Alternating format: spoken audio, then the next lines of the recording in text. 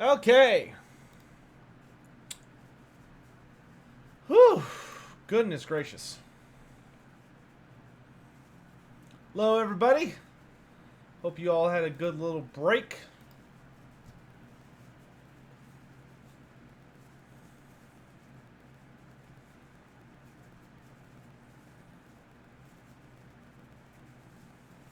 It's time to get out another wah. But this time we're not doing that fat Grom. He can stay in his hole. Time to see what the real king of the Gobbos is up to. We must preserve this world. Supreme ruler of 8 peaks. Alright. Let's bump this up to very hard. Have a good time with it. So since they added the Marshes of Madness, do you think it's likely we will get a new vampire update? I think if there is enough of a push for a vampire update, we will get, like, maybe we'll get one. I don't think it's going to happen in a vacuum, though. How was my food? It was great. Is it better to watch here on Twitch? That's up to you, Arceus. It's basically the same. I have a larger audience on YouTube, so there's more people to interact with and hang out with if you're on YouTube. What's in the new patch they just added? I believe it was just some bug fixes. Let me double check, actually. I'm wondering if they fixed the Winds of Magic bug.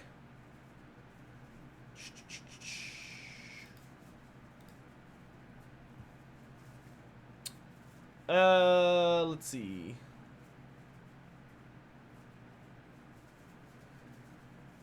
Nope, looks like they just fixed some minor things. Just a lot of minor fixes. Mostly bugs. Alright, let's get started.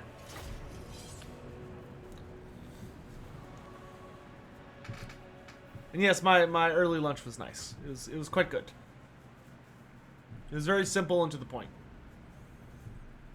You're welcome, Dom. Hey, Peyton Burrows. Thanks for watching that video. Did y'all enjoy... For anyone here who's seen it, did y'all enjoy the new Ogre Q&A? Get some good Ogre knowledge to satisfy your gut.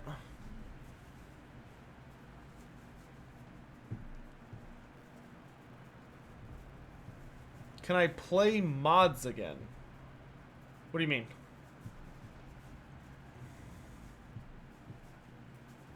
From your redoubting character. Have I seen the fixed Grimgore model? Oh, yeah, I could show that to you guys, actually. Stolen by...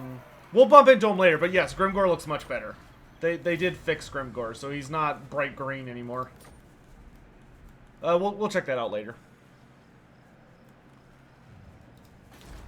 But yeah, they did fix that. They were not... they were well aware that everyone was kind of like, ew. Okay, first things first. Let's get a Goblin Watchtower. And then... an idol. Idols. Then we're going to use our big boss to try and slow this guy down. Failure? How could you? Alright, so he's probably going to get away. Oh no, he actually will fight us. Okay. So let's get this started. I'm going to make my regular Gobbos unbreakable. And let's go. What's new in this patch? By this patch, do you mean the one that came out a few minutes ago? Or do you mean like the free LC?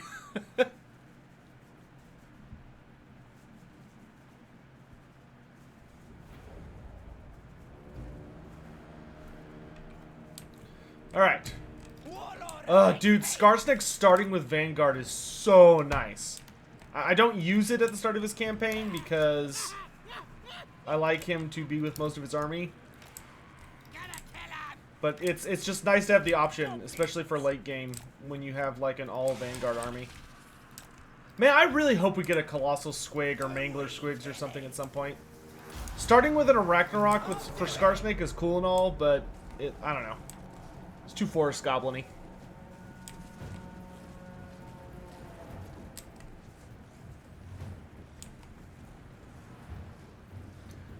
How likely is it that some Chaos tribes worship the minor dark gods? It's very likely. I mean, there are a lot of demons and other minor-ish entities, that are worshipped by the dark powers. It's not all just, there is a substantial amount of smaller gods. We don't talk about a lot of them, but there is a genuinely staggering amount of minor gods in Chaos. Maybe one day we'll do like a feature kind of exploring that.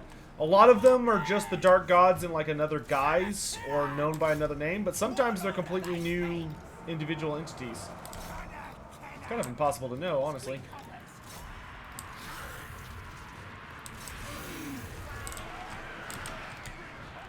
Alright, time to send out the fanatics, who are so much easier to aim now. That way.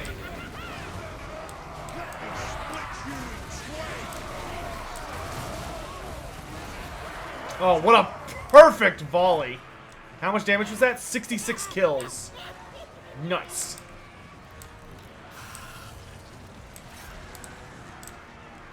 Skarsnik's Wah! I forgot my archers.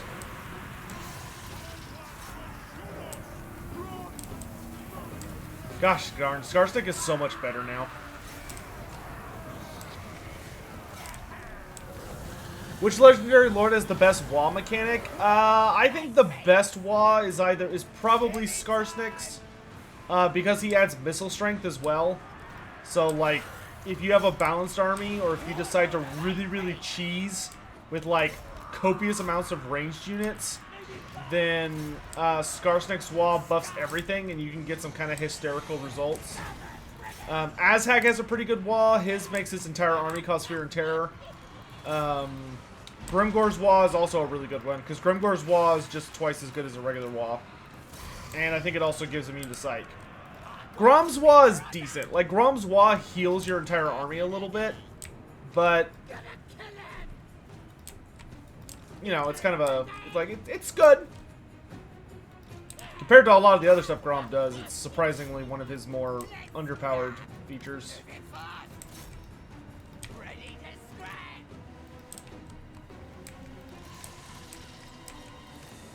I see no reason to risk myself here. Boop. See ya, sucker. Yeah, these dwarves are gonna get wiped out to a man. More fanatics. Whee! Oh, I love fanatics. They are so satisfying to use. Yeah, get him, Spider.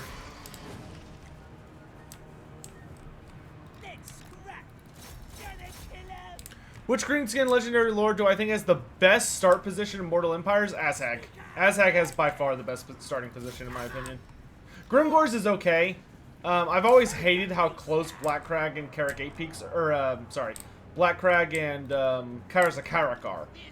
I always wish those two had a bit more separation, but for what it is, I think Azhag's new start position is freaking amazing. There are just so many different directions you can go.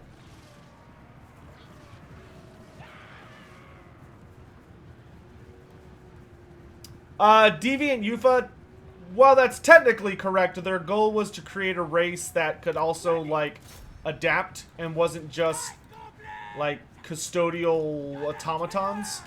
The Lizardmen were always meant as like a bodyguard race. They were never meant to be anything more than that, because they don't adapt well. Which, granted, something clearly changed in the Lizardmen when Sotek happened. But, you know, when they were dealing with like the ogres and halflings, they were just floundering at that point. The Lizardmen are a very chaos-resistant race, it's true. But the Lizardmen are also not a race that's super well designed to defeat chaos, because they struggle to understand it. Undertaker, that would have been nice, but I think Creative Assembly is obsessed with having somebody in Blackcrag that isn't Gorfang Rockgut for whatever reason. Why not Grimgore? Because there's a ton of Grimgore plays out there right now. Grimgore was probably the most anticipated change of the free LC update, so there's so much Grimgore footage if that's what you want to watch. You can go check that out to your heart's content. Alright, so let's start off right out the gate with Better Night Sneakin'. And, oh god, Skarsnik's new personal tree is so good. So good. Being able to steal items, fermented fungi, getting stock in a speed buff. Beautiful. Beautiful. Alright, we're moving right up to the edge here, and let's grab goblins. Actually, let's get a unit of skulkers. And we're gonna go right up the goblin tree.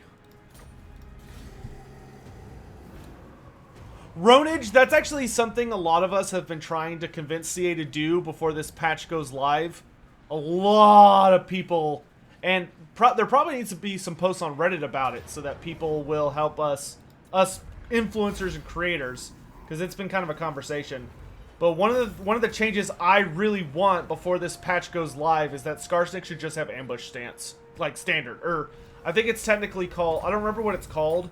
But Skarsnik should have it where his regular movement has a chance to ambush opponents. He should be the only Greenskin that can do that. It would just help really give him a unique gimmick that makes a lot of sense for him. Okay, let's actually max out the Gobbos as fast as we can, because that's a pretty big deal for Skarsnik. Big boss, let's send you out here. Do I want to heal the... Yeah, let's go ahead and get going. Carrick Norn's actually a lot weaker in this patch because they added in Clan Fester at Fester Spike. So the dwarves only own one settlement now instead of both, which makes them a lot easier to deal with right off the bat. How fast can I recruit new goblins? 2 turns? Yeah, we can go ahead and get rid of that then.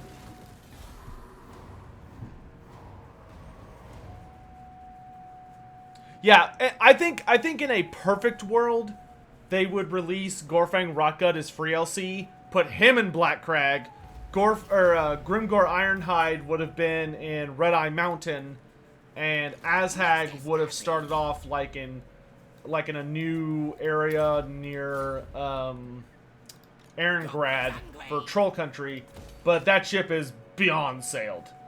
Like I know for a fact it takes them such an unholy amount of work to make a new start position for a character, because you have to like record new voice lines and you have to do the whole like flyover thing, and they have to like change the starting enemies in the area, and it's like a whole thing, and it would literally drive them insane if they had to do it again for like Azhag.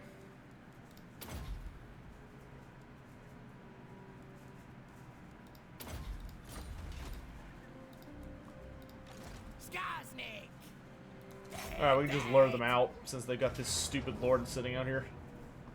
Why fight him in the walls when I can drag him outside and beat him to death? Have I seen the Dragon Mage model in the work by modders? I have not. I'll check it out after the stream.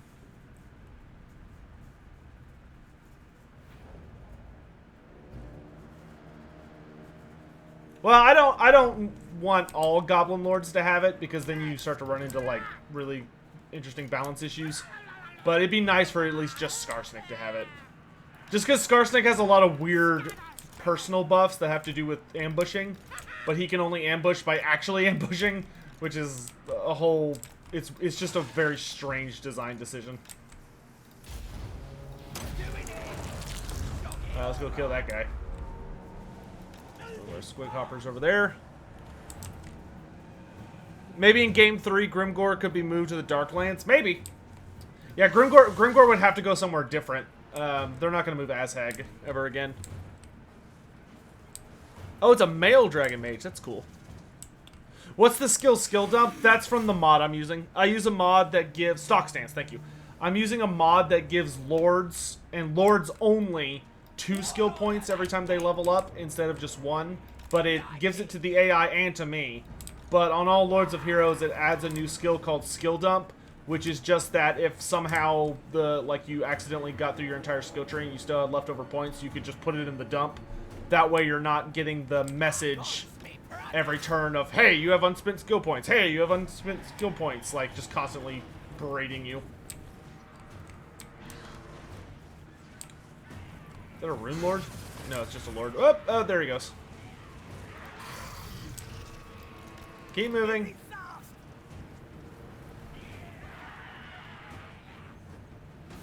Do I think we'll get that big Black Orc Big Boss hero? Yes. I imagine he will probably come out sometime in the near future. I would be very surprised if by the end of May we don't have some kind of note on him from Creative Assembly. Spread out. Do want to make sure this guy dies.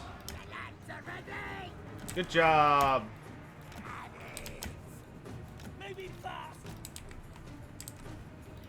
Alright, send in the sacrificial gobbos. Ready to scratch. Nasty skulkers. Gonna kill him. Gobbo. Make a rich start. Ready.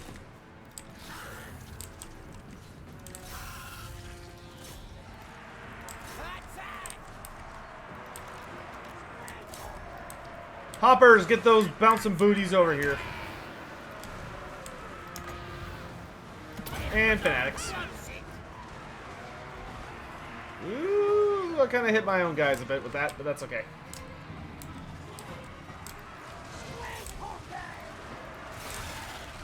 Skarsnik, wah!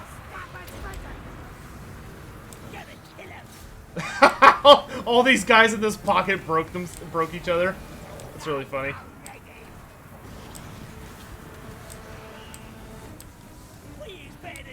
I really like Skarsnik's Wah for goblins. I think Skarsnik does have the best goblin campaign. Or, goblin Wah. Grom's is better for just kind of anything and everything, but,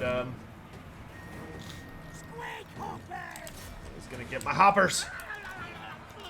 Let's bring our fanatics over this way. Let's have our archers start focusing quarrelers.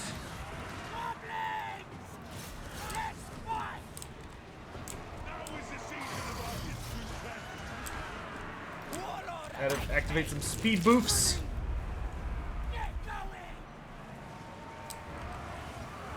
What we doing? Yes. Gonna kill her.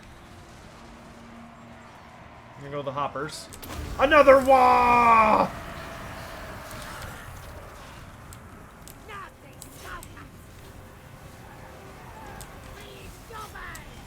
How long till fanatics? 10 seconds. I kind of wish Skarsnik had a trait that like made the cooldown for fanatics shorter.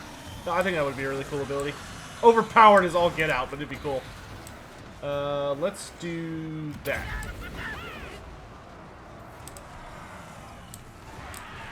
And strike right down the middle. Oh, beautiful shot.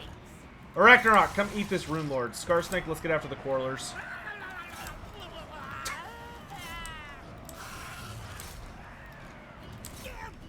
I like how you can clearly tell to record the Night Goblins. They just put their, like, some CA employees or something in a booth. And they were like, just, like, make some freaking, just, like, flap your face around or some shit. I don't know. Like, that's clearly the direction they were given.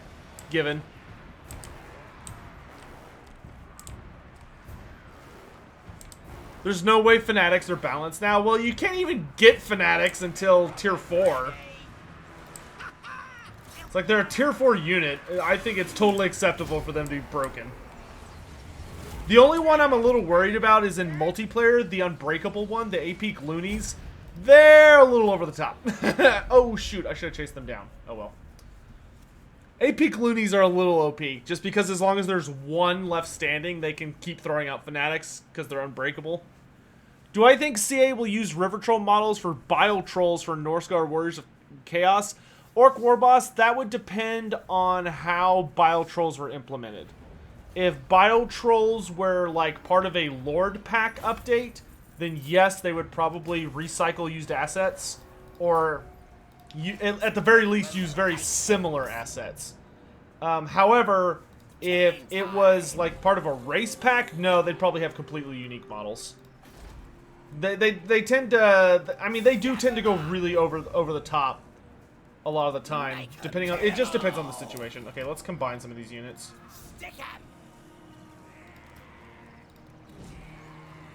Oh, wait, I can upgrade these units. So, this is Skarsnik's unique upgrade. He can give it to all Night Goblin units. It's called Fungus Flasks. And it gives all of your goblins Skarsnik's Death Juice, which is a really scary form of poison that deals damage over time. It's actually hysterically powerful. Alright, let's go wipe this.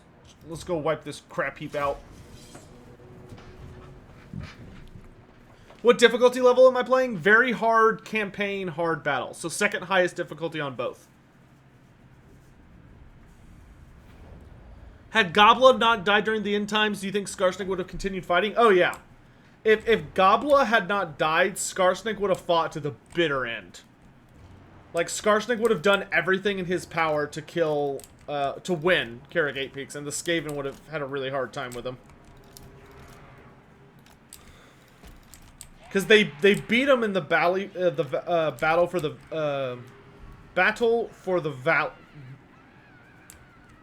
was it the Battle for the Valley? Battle for the Vale? One of those. But like Skarsnik lost that battle, but he was already like ready for Plan B. And then unfortunately Gobbo died. And when Gobbo died, Skarsnik kind of had all the fight kicked out of him.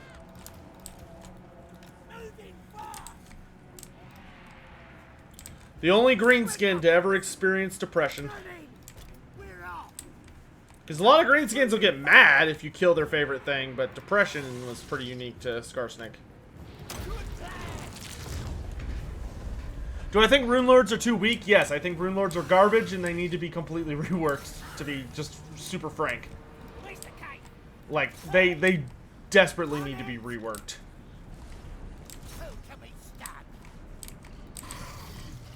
Incoming spider!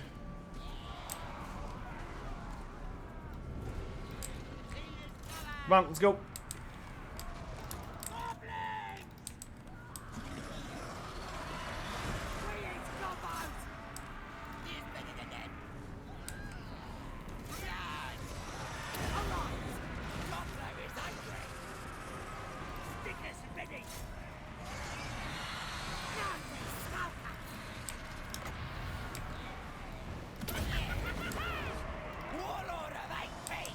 Yeah, that core lord unit's just dead.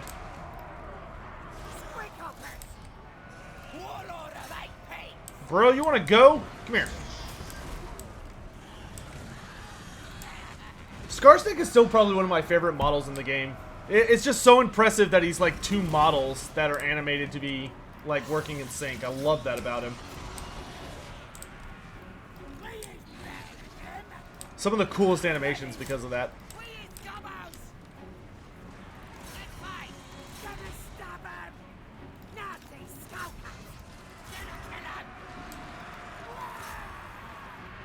Open fire!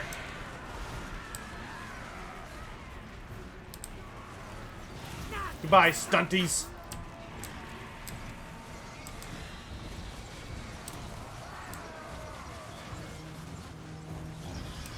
Any reason not to play Legendary? I don't find Legendary enjoyable.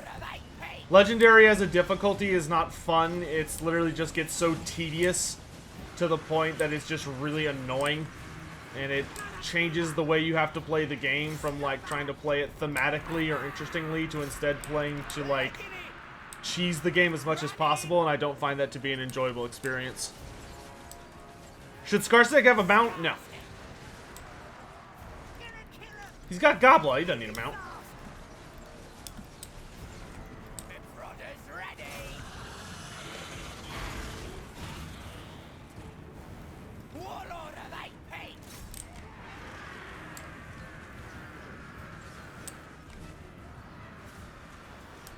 Have I tried the Custom Cities mod? Yes, I have. I really, really liked it. One of these days, I need to re-implement it. My only problem with the Custom Cities mod at the time, which they might have fixed this, But my only problem with the custom cities mod the last time I played it was that they made every single settlement like a freaking... It was like a massive pile of just shit everywhere. Like, it was just stuff. Like, it looked cool, but every map was so stupidly large that it, like, grossly extended the amount of time it took to play battles. Like, I was cool with, like, really famous cities having really, like, big, impressive maps. But it felt, it got tedious.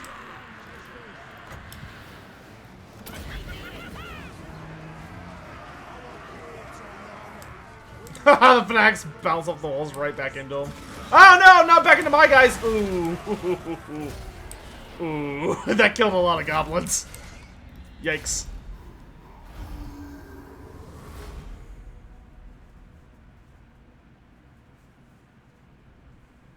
You said before I'd like to see the Wood Elves get an overhaul. Yeah. The biggest thing for Wood Elves is that the Amber system needs to be completely reworked. And here's the thing about Wood Elves.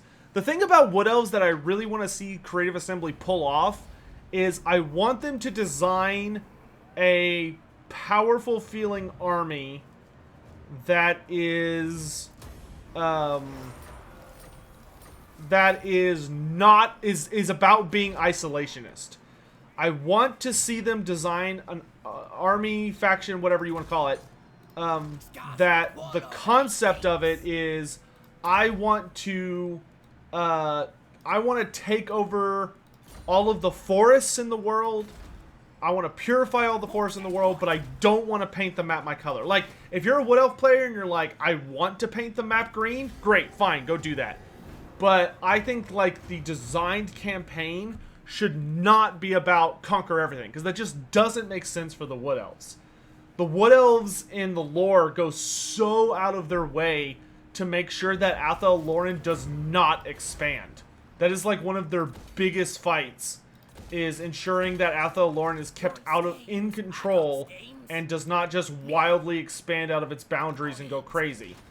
So I really don't like the way they're currently implemented, where it's like, you have to go take over the world because you need all that sweet, sweet amber, and I'm like, I could not care less about amber, and it also doesn't make any sense. Why does every single city on the planet have amber underneath it? Why do I have to control it to constantly have access to it? Shouldn't I just extract it once and be done? Why am I punished for, like, taking one part of the roster? That is a totally stupid system. Lore Master Sotek, any chance I would guest star on a Door Monster D&D session? I have no idea what that is.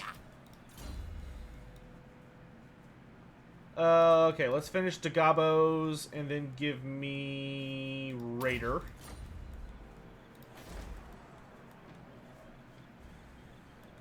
You know what I would really like is if the Wood Elves had the ability to teleport. Like, if the Wood Elves had the ability where I could, like, take over a forest in Nagarond, for instance, or Nagaroth, and I could teleport between my big forest cities, that would be the coolest freaking thing in the universe. If you could use the world routes instead of having to, like, use the ocean and, like, wander forever to get where you're going. Why do they prevent expansion? So the reason that Wood Elves do not want Athel Loren to just go out crazy is that the problem with Athel Loren is that when the forest of Athel Loren becomes too focused on war, like it starts to spread out and go wild, it basically starts to adapt to try and survive because of that new environment. Because the larger Athel Loren becomes, if it expands beyond the borders that it naturally has, the forest is going to start attracting a lot of attention, which means a lot of people are going to start attacking it, which means that the forest is naturally going to adjust to be a lot more aggressive. And the thing about that is when the forest becomes a lot more aggressive, it starts to change in really concerning ways. Like, they basically start to be less like forest spirits that are a natural part of the world, and they basically start mutating and becoming demons. That's actually one of the things that Durthu and the other treemen noticed when they were fighting against the demons of chaos during the first the Great Catastrophe. So like demons were pouring out all over the world, right? And Athel Loren got reduced to a fragment of its size. And one thing that a lot of the treemen noticed is that all the dryads and all like the lower forest spirits were like turning into these horrific bloodthirsty monsters instead of the guardians of nature that they were supposed to be. And they were like, whoa, okay, like y'all need to chill out. And so, and once, and the other thing was that the elves realized that if the forest just expanded constantly, it would enrage, you know, other nations. You know, if the forest was constantly trying to gobble up everything in sight, it would draw the attention of the planet, and it would become like a great evil. And it would be all, it would bring the forest out of balance.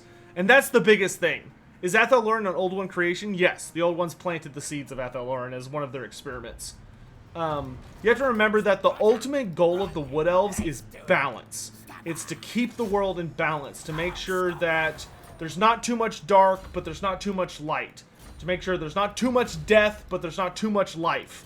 You know, they struggle and work really hard to keep that system safe. Because no matter how it's going out of balance, if you go too heavy one way or the other, you're gonna start running into problems.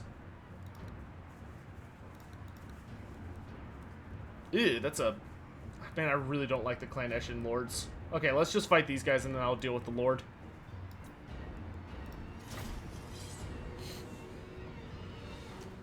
Are forest spirits related to demons? No. It's just... It's not that the forest spirits were becoming demons. It's that in order to fight the demons, the forest spirits were becoming so warlike and bloodthirsty that the treemen were struggling to tell the difference.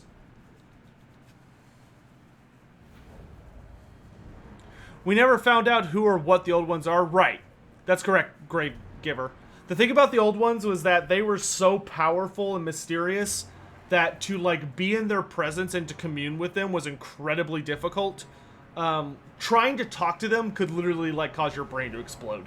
So, the only entities who actually met with the Old Ones have all died. So there are no surviving creatures in Warhammer Fantasy who have physically been in the presence of an Old One.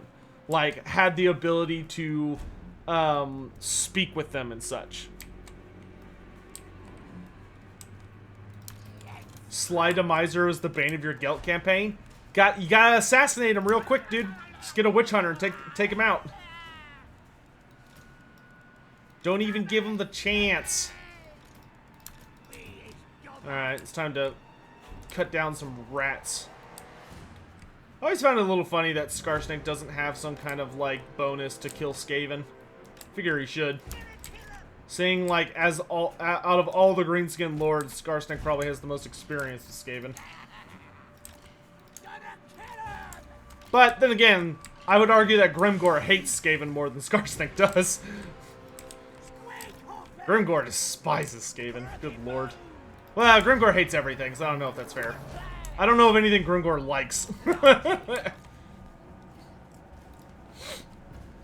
Did Croc meet them? Yes. Croc was the first Slawn ever. Croc was like the right hand of the Old Ones.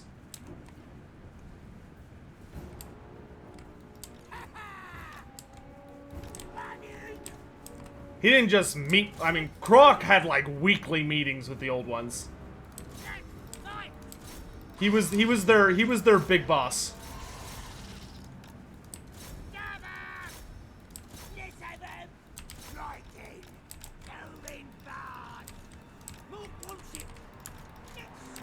Alright, oh, that was rude. I'm just gonna run away from this.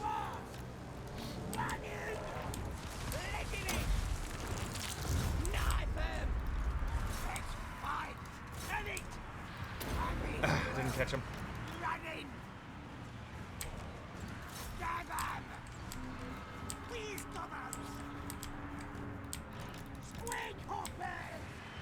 I wish I had a wizard. Okay, I hope y'all liked my ditty there. Good, yes, get rid of the Warlock Engineer, because I hate Warlock Engineers. We'll have Skarsnik focus their Lord, and we're going to bring our Hoppers all the way around here. No, stop it! Fanatics! Activate! Archers, run away. Yeah, get rid of him. He sucks. Chase them. Goblins after them. Archers shoot them. Archers move over this way. Skarsnik keep after him. And let's just run all these guys down.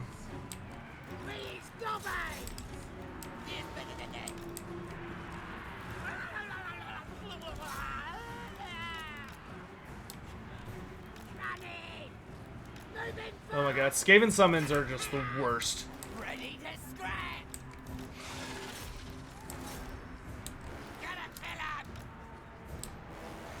They just last way too freaking long. It's so annoying.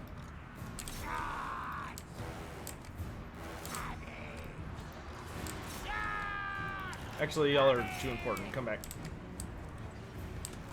Gobbo's rule. Good job. Let's do this. Night, Gobbo. Protect them. Like monks. What is Sotek? Oh, dude, that's like that's like my thesis. Sotek is probably Sotek and Sigmar are the most complicated creatures, entities, whatever you want to call them in Warhammer Fantasy. They are so mysterious and complicated to the point that to talk about them, you have to like put on your theory hat and also like get your alien speculation things ready to go. They are absurdly difficult to talk about, just because everything about them is kind of like a personal belief what-if system, and trying to put together a puzzle that Games Workshop never intended to solve. So it's like, it's a whole thing that I don't really want to get into, because it literally takes me hours to get anywhere. Do Dragon Ogres have a name for their race? Ooh, that's a great question, Deviant Ufa. I can actually check that. Oh, do y'all want to see something cool? Do y'all want to see my big binder of monsters? Sigmar is a lost Primarch. Get that shit out of here. I don't want your 40k in my fantasy. There needs to be a solid border between those two. Did I ever play Warhammer Fantasy 8th Edition? Yes. Corpats, I was in the Texas Master Circuit, so I played competitive Warhammer Fantasy. I used to pay over $100 for my tickets to major tournaments. You want to see my big book of monsters? Oh. So,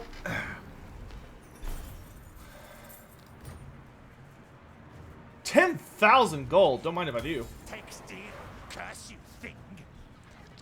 Sotek is a shard of the Catan? Oh my gosh. You kids are wild. Crazy kids. Give me... Which one is for squigs? Riders? Okay. Alright, so this... This is...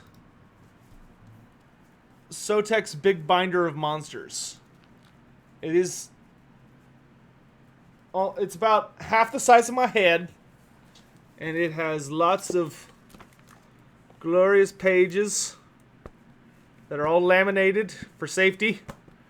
But it's a bunch of pages of lore on all the different monsters and creatures and critters and all sorts of other stuff from various sources, all printed in black and white, because I used a lot of my college money. Like, you know how you get some colleges you get like a certain amount of free prints. That's where all mine went.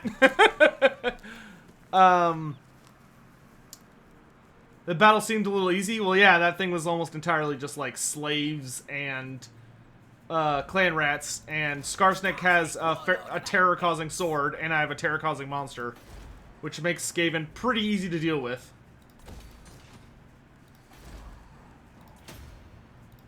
What you want? Alright, good. We're in a good place.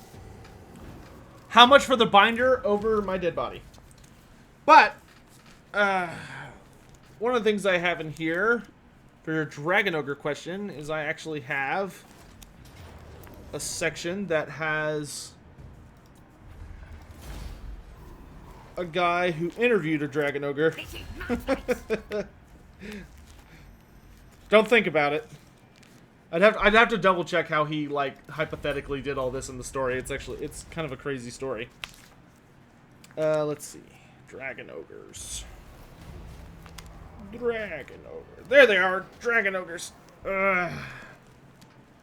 What do they think of themselves? Let's find out.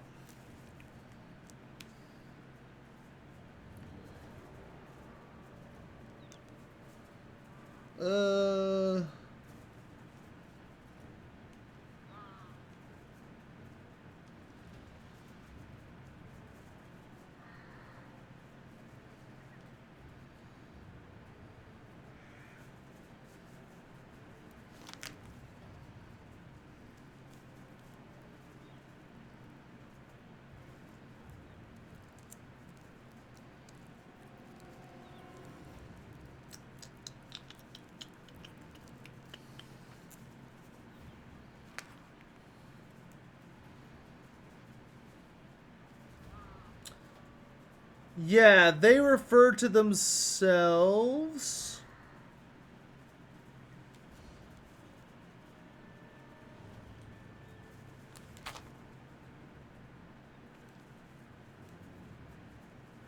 They refer to themselves in their own tongue as Shartoks. There you go. At least that's what a scholar of Tzeentch claims. Ambusher trait. Yeah, like, see, this trait's totally useless unless you get an ambush off. Right now, let's get riders and get back gear. Let's upgrade my encampment so I can get night goblins. And here, we'll get that. Lots of plans. Kill this dude. And goodbye. Moving. And Shartak is spelled, for those curious, is spelled S-H-A-R-T-A-K.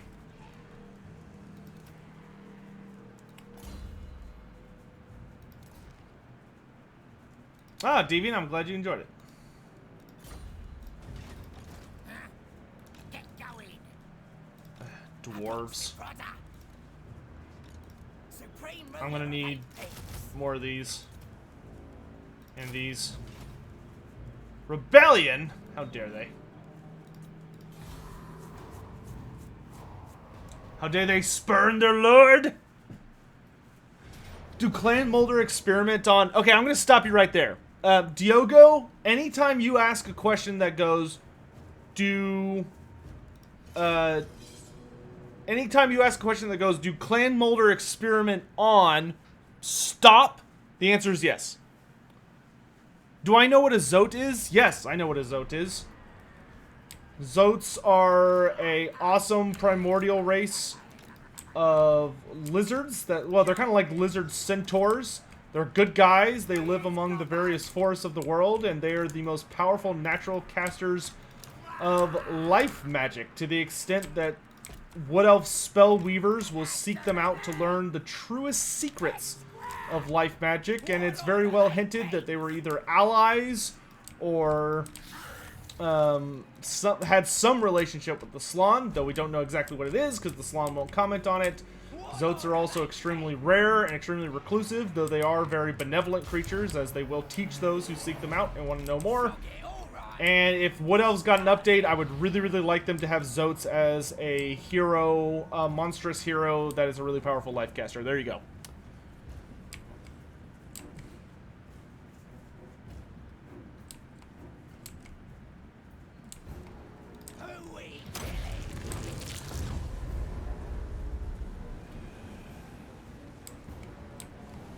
GW, yeah, Korpatsk, GW did bring back the Zotes for 40k, but in Fantasy, we actually got the Zotes back years ago. Zotes returned in the Storm of Magic Compendium, which was released, I want to say, in like 2013, 2012. Do I want Zotes in the Wood Elf roster? Yes.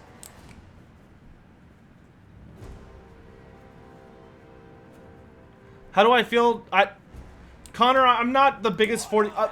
okay, I'm going to say something that I'm probably going to regret saying, because I know the instant these words leave my mouth, there's going to be some people that are like, oh, and want to like really get into it, but let me go ahead and rephrase. This is like a personal time thing of that. I do not know a lot about 40k lore. I know more than some people may suspect I do, but I do not consider myself a lore master of 40k by any stretch of the imagination. However, recently I have been spending quite a bit of time watching 40k lore stuff and have been vaguely thinking about purchasing a book. And that's all I'm going to say about it. So I don't really have an opinion on something in 40k versus something in fantasy unless you're specifically talking about some... Well, okay, there are exceptions, but for the most part, I don't have a comment.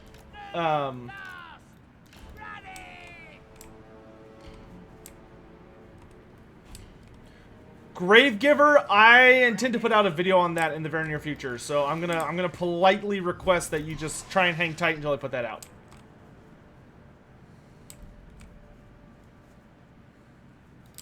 Who would win, Skarsnik or Queek? If Skarsnik and Queek fought each other, we did a who would win episode about this.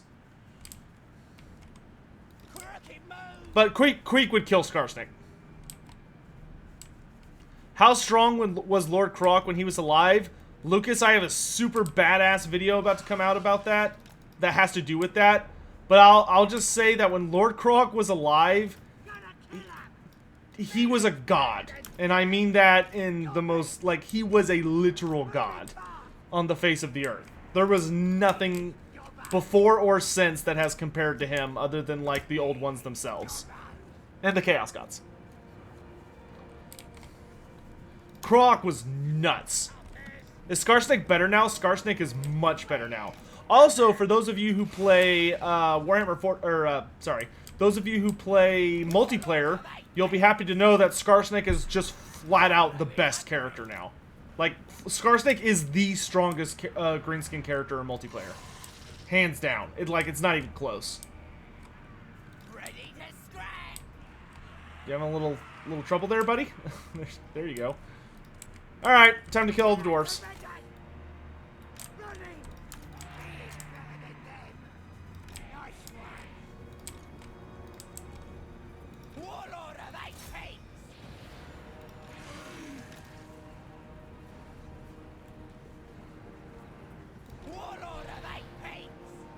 And what makes Skarsnik so much better in multiplayer? So Skarsnik got 2 new abilities. Well, on top of the fact that Skarsnik's stat line got fixed quite a bit, Skarsnik got 2 new abilities that are completely and utterly busted in multiplayer. The first is called Spite of the Bad Moon, which is an aura that he can throw down anywhere he wants as long as it's like vaguely close to him. And this aura makes it where Skarsnik gives all allies in that aura anti-large, which is insane, as well as massive bonuses to their damage and armor-piercing damage. And then on top of that, he very grossly has an ability called Fermented Fungi, which allows Skarsnik to just pick any enemy within 150 meters, and it makes them it gives them the rampage debuff and lowers their melee defense by like 48. And forcing anything you want to rampage is insanely strong. Like, that is literally one of the strongest abilities in the game. Another pop question quiz for you. Who beat Archaon in one-on-one? That depends on what timeline you're going with, Corpax. If you're going by the end time storyline, then the only person that truly defeated Archaon in one-on-one would be Sigmar in the body of Karl Franz. But if you're going by the Storm of Chaos timeline, then the only person who beat Archaon was Grimgor Ironhide. What order they speak?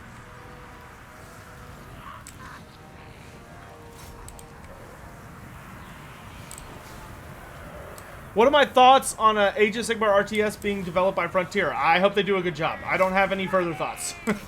I try not to...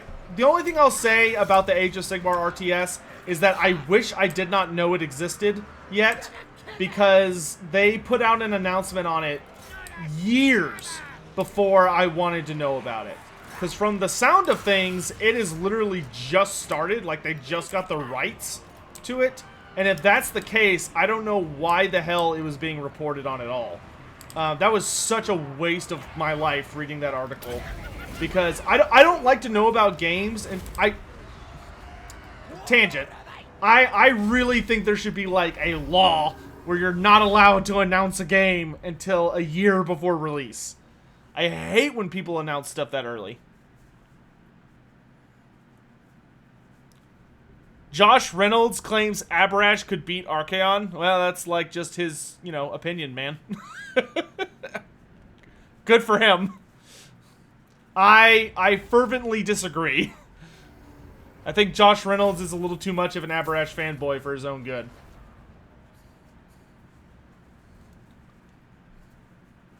Any idea of when Warhammer 3 is being released? No.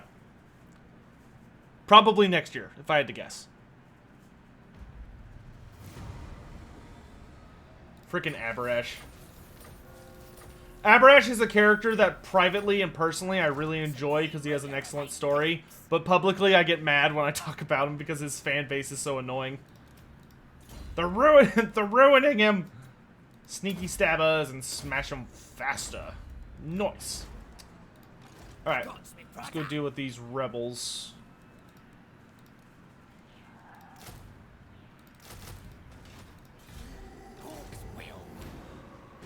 How do Croc and Nagash measure up to each other? Croc in his current form as a relic priest would be dangerous to Nagash, but I think Nagash would be able to overwhelm him.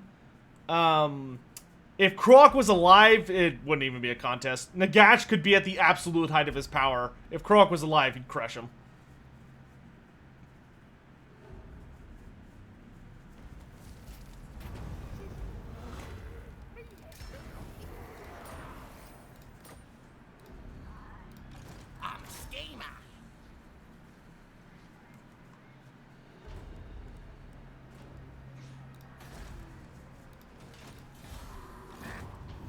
Oops, forgot about my Gobbo. Oh, I need to assassinate a dwarf hero.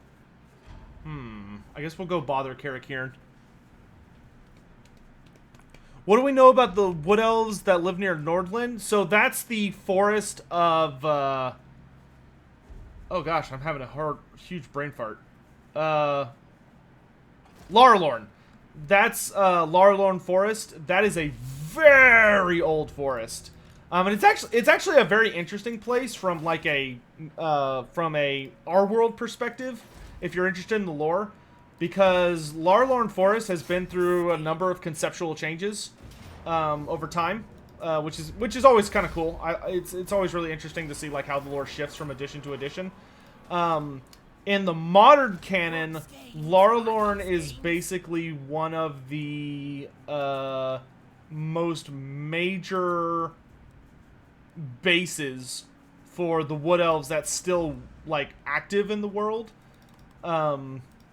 Its greatest claim to fame is that during the Black Plague, or the Black Death, when the Skaven unleashed their super plague across the Empire, and then the Skaven came up and invaded the Empire, the wood elves of Larlorn actually played a big role in that war, because they briefly allied with Mandred Skaven Slayer, who was the man who led the fight against the Skaven of the Empire, and ended up becoming Emperor because of it. But they very briefly allied with him, and they played a key role in the defeat of the Skaven, because by him using Larlorn, or treating with the Larlorn elves, they were able to essentially get him... They were able to help his army travel, like, impossible distances using the magic of the forest. And their... however, it came at a price. Like, one of Mandred's friends ended up being killed. Like, basically sacrificed to the dryads and the forest spirits as, like, part of an exchange. So that his army could basically practically teleport to screw around with the Skaven line. Hey, Cody Off Zero. What am I wanted to stream early today. But outside of that, Larlorn, whether it's like a place where there are still a lot of elves or not, changes depending on the edition. In the most modern updates to the... Ooh, a Storm of Magic. Off. It's a bad thing. The most modern interpretations of the lore have it that Larlorn is an active forest, but it got bodied by Morgr a number of years back. And while Morgr was able to do a substantial amount of damage to Larlorn Forest, he apparently did not wipe it out completely, because there's still an enclave that lives there.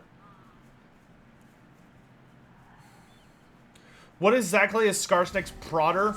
Skarsnik's Prada is a dwarf runelord. It is a dwarf runelord's rune staff from Carrick 8 Peaks that was very powerful.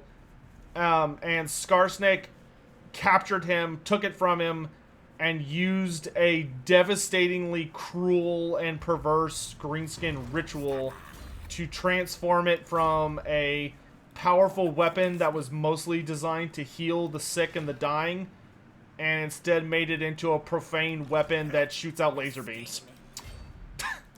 Because, you know, he thought it was cool. Who taught humans to use magic? Teclis did. Do you take me for a wasp?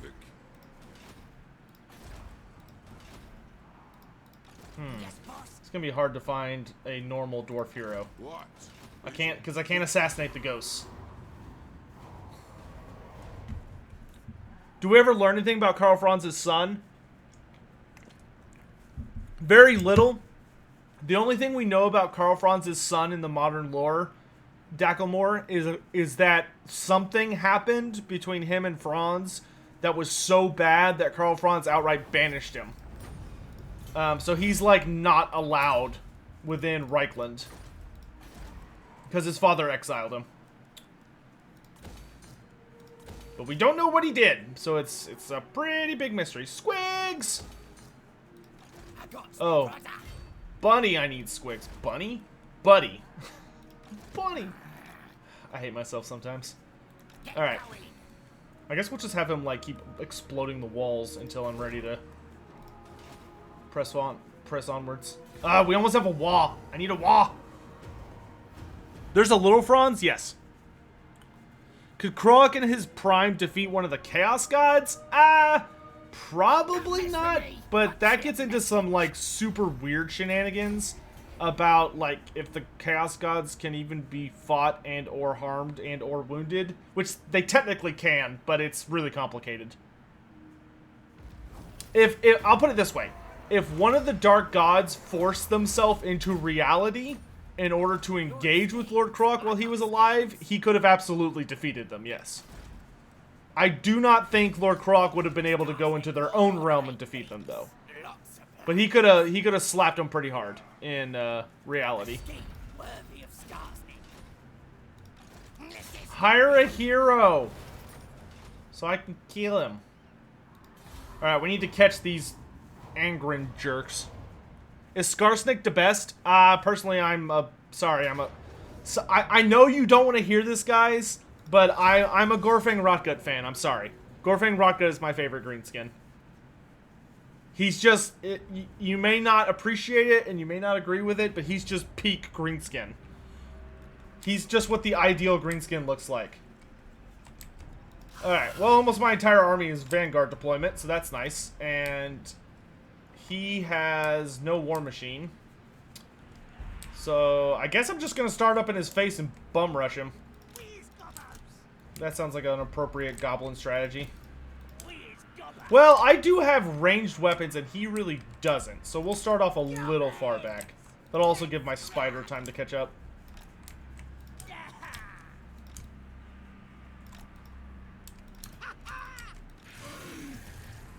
Attack is here. Yeah.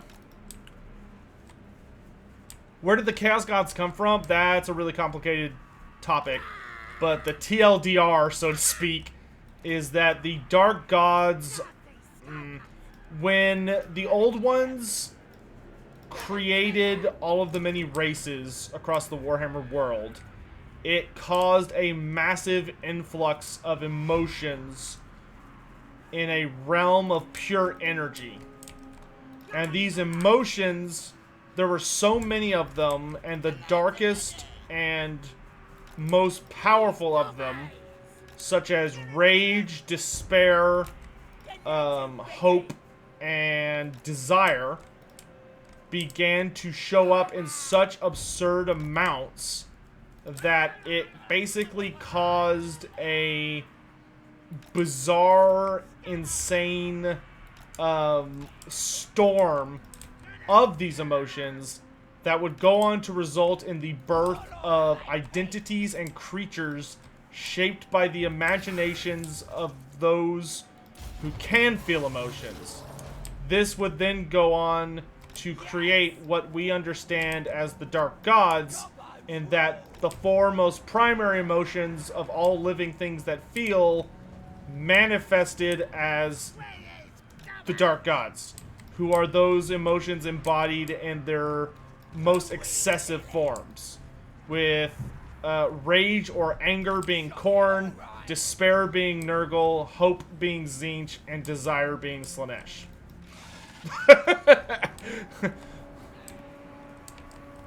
So wrap your head around that one. Okay, let's get to work on these hammerers here.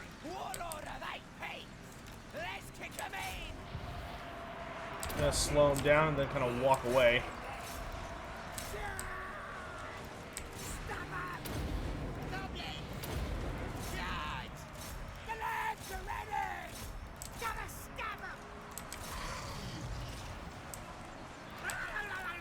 Yep, just shoot the hammers. And we're gonna even throw fanatics into them because I just really don't want to deal with. Okay. Good lord. Okay. Let's go ahead and pull the spider over here. We'll deal with the ghosts later.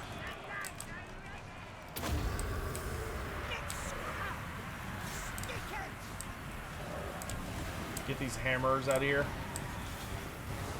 Oh, it hurts.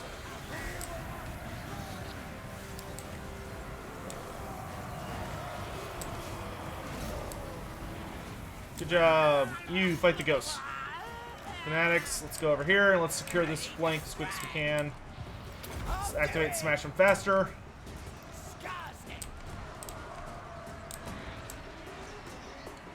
Looks like we got this in the bag.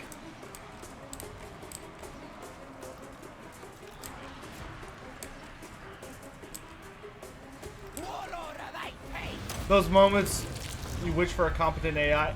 I find the AI in this game acceptable. I mean, obviously it could be better, but I don't find it, like, unenjoyable to play against. Whoa, whoa, whoa, Beligar, stop that. Oh, get him!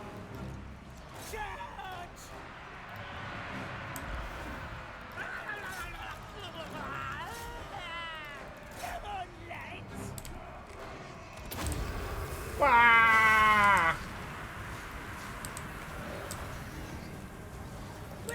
Do y'all think Waluigi is a Greenskin sympathizer? I know that's a random question. I'm just curious.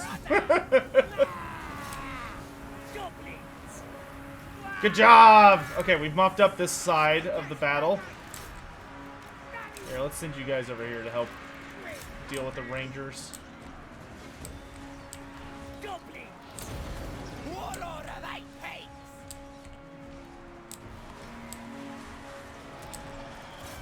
What about Wario? I feel like Waluigi would be a Goblin player, while Wario would be an Orc player. I feel pretty confident about that assessment.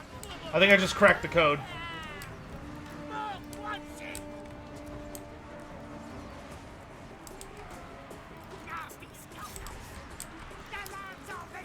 Alright, archers, let's focus Mr. Ghost over here. Crooked move! Goblins! Running! Gonna kill 'em! Spider Daddy, come deal with Belagar for me. Waluigi is a hobgoblin. Oh, that's kind of rude. I mean, I see where you're going with it, and I agree, but that's still kind of rude. No need to be that down on the dude. I mean, come on, jeez.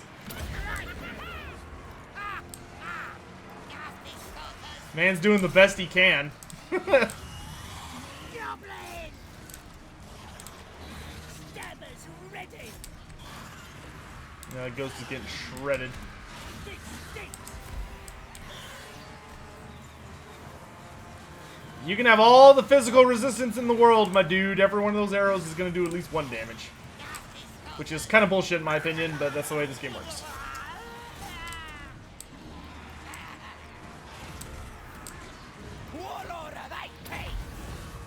Okay, Belagar's broken. Nice, nice. We'll let the Arachnarok chase him down. Well, we caught him, so we don't need to deal with that. Alright, all goblins, disengage. Disengage! Where's one of these? Come here.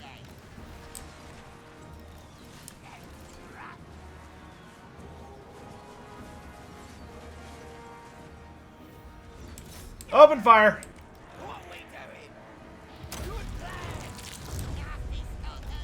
Chugga, chugga, chugga, chugga, chugga, chugga!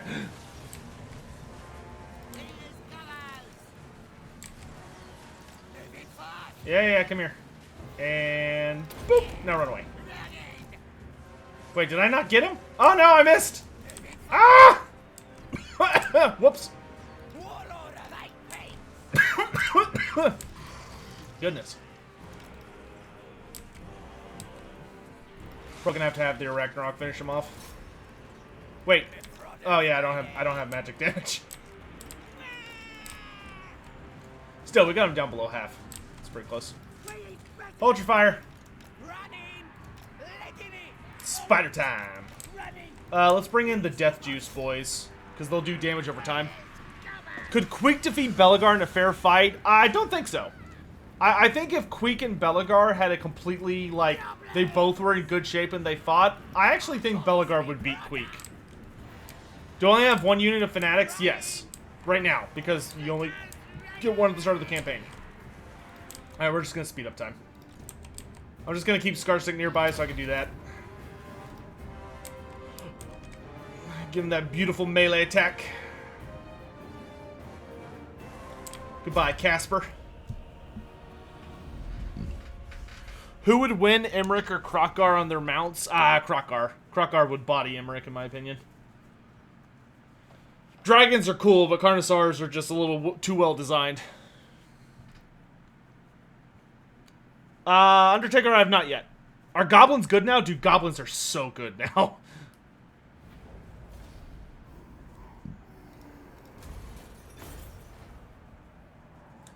Well, at least Belagar's dead. Oh, crap.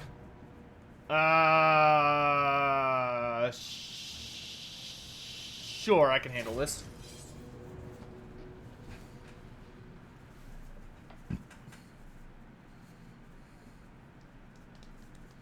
Hey, Godzilla 2021, what's up, dude?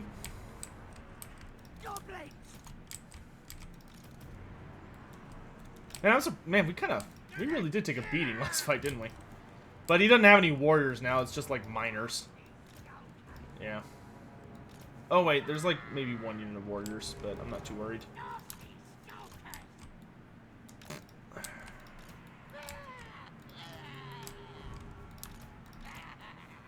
And our archers are in good shape, which is all we need to kill ghosts, so that works out fine. Run, Speeder, run!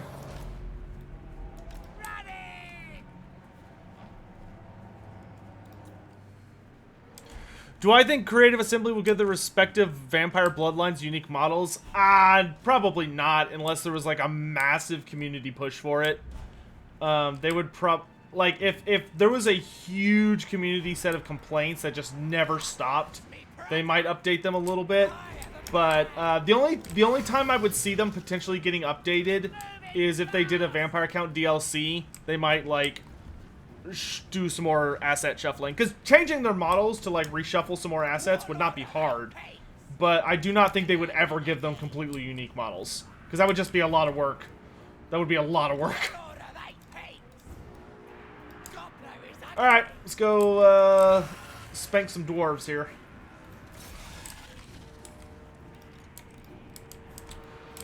Go, go, Power Rangers.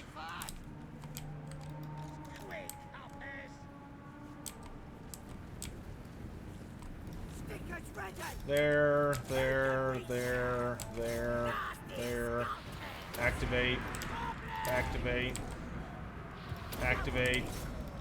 There. Activate. There.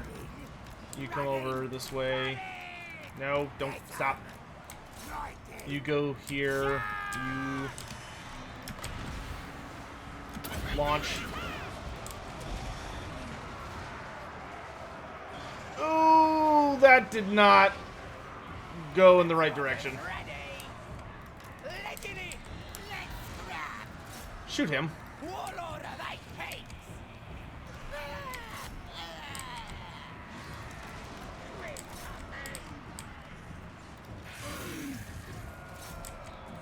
No, don't fight him.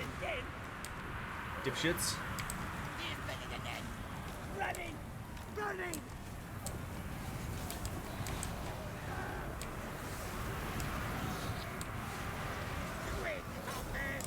No. There you go. Oh, that's... Yeah, I don't want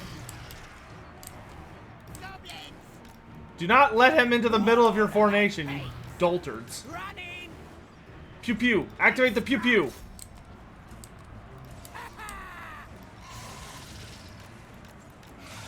Why? I can't... Okay. Nope, run away. Okay, let's just make our life easy. Activate skirmish stance. Jesus Christ. Sometimes skirmish stance makes me angry.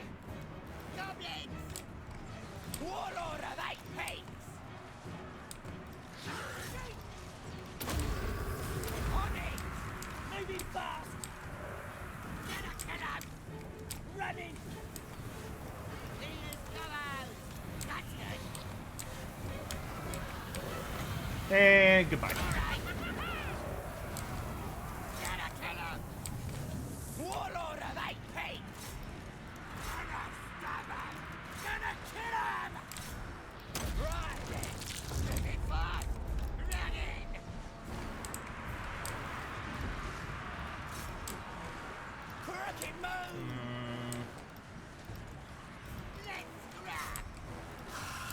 Who are these miners?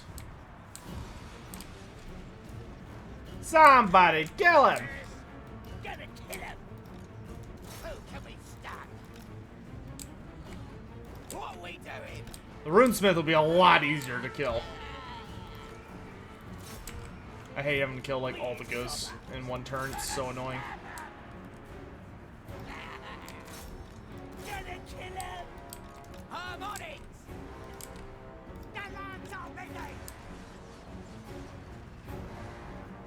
Good, dead. Alright, you two, spread out. Rest of you lot, get shooting. Skarsnik! Gonna kill him! The lads are ready! Running! Warlord of eight peaks! Moving fast! We eat better than them!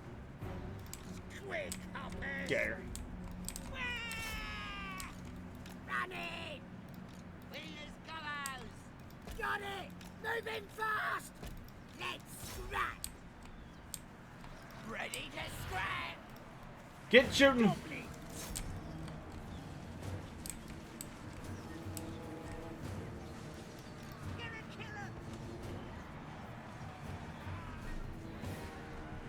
Which races do I think the next Lord Pack will cover up? I think it's either gonna be Wood Elves and Beastmen, or if the gods are with us, Dwarves and Vampire Counts would be... I think it's either gonna be Dwarves and Skaven, or Wood Elves and Beastmen. That is my prediction.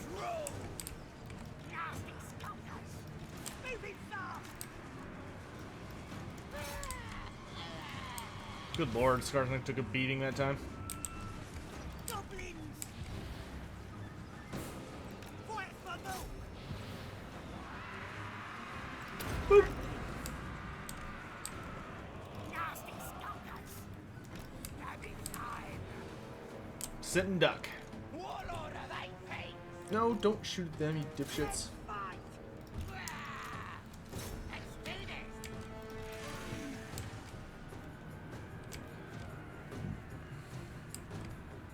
Do I think the Dragonborn could survive in Warhammer? He could survive in Warhammer, but he'd sure as hell have to adapt. Honestly, I think the problem with the Dragonborn in from Skyrim in a Warhammer scenario would be that he would probably try and use too much magic. And if you use magic without very, very, very careful planning in Warhammer, then it's just gonna literally turn you into a horrible monster. You're gonna get Akira'd, so to speak. Why no vampire counts? Because as much as I would love to see a vampire count DLC, I don't think dwarves versus vampire counts would make much sense for a Game 2 DLC. Like, there would have to be something Game 2 related to be in it. Unless it was, like, a full-on fixed DLC. I don't know, it just seems weird. I really want a vampire count DLC. That's probably... A dwarf DLC and a vampire count DLC are my most desired things right now. So don't get me wrong, I want it, I just don't see it happening.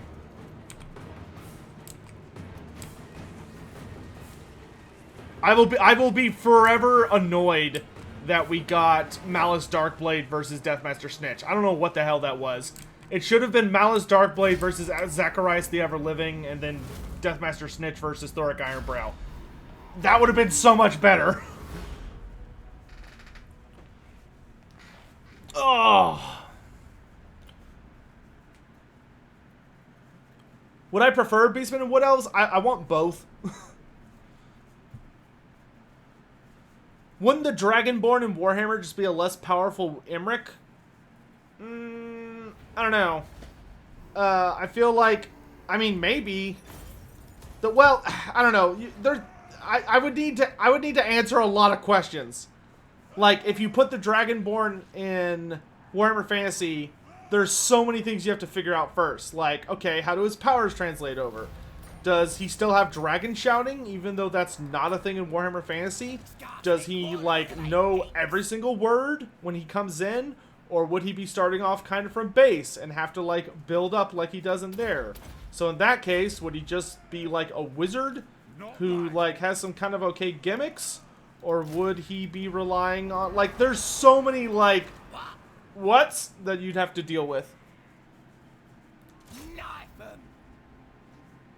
Do I play Age of Sigmar? Yes. I have played Warcry. I have not played Warcry in a long time, like a few months. But I have played it, and it is a nice game.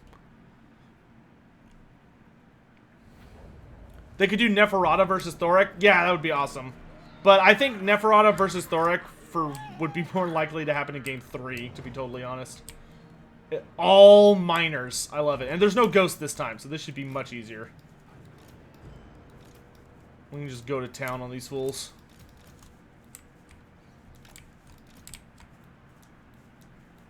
We're gonna let the Squig Hopper sit this one out. I don't want them to die.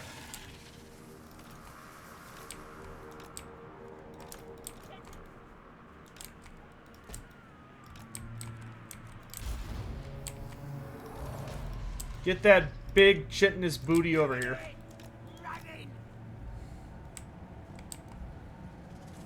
Any faction recommendations for the new Mortal Empires? I think if your goal is to have the most fun, the best for new Mortal Empires are Emmerich and Azhag. I think they have the best new campaigns. Alright, let's get to work. Oh, money shot!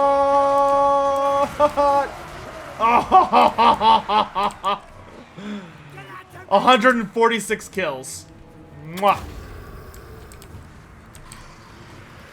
That was the definition of a money shot. And just, like, instantly annihilated that entire area. Alright, let's back you guys up a bit. Y'all are a little close.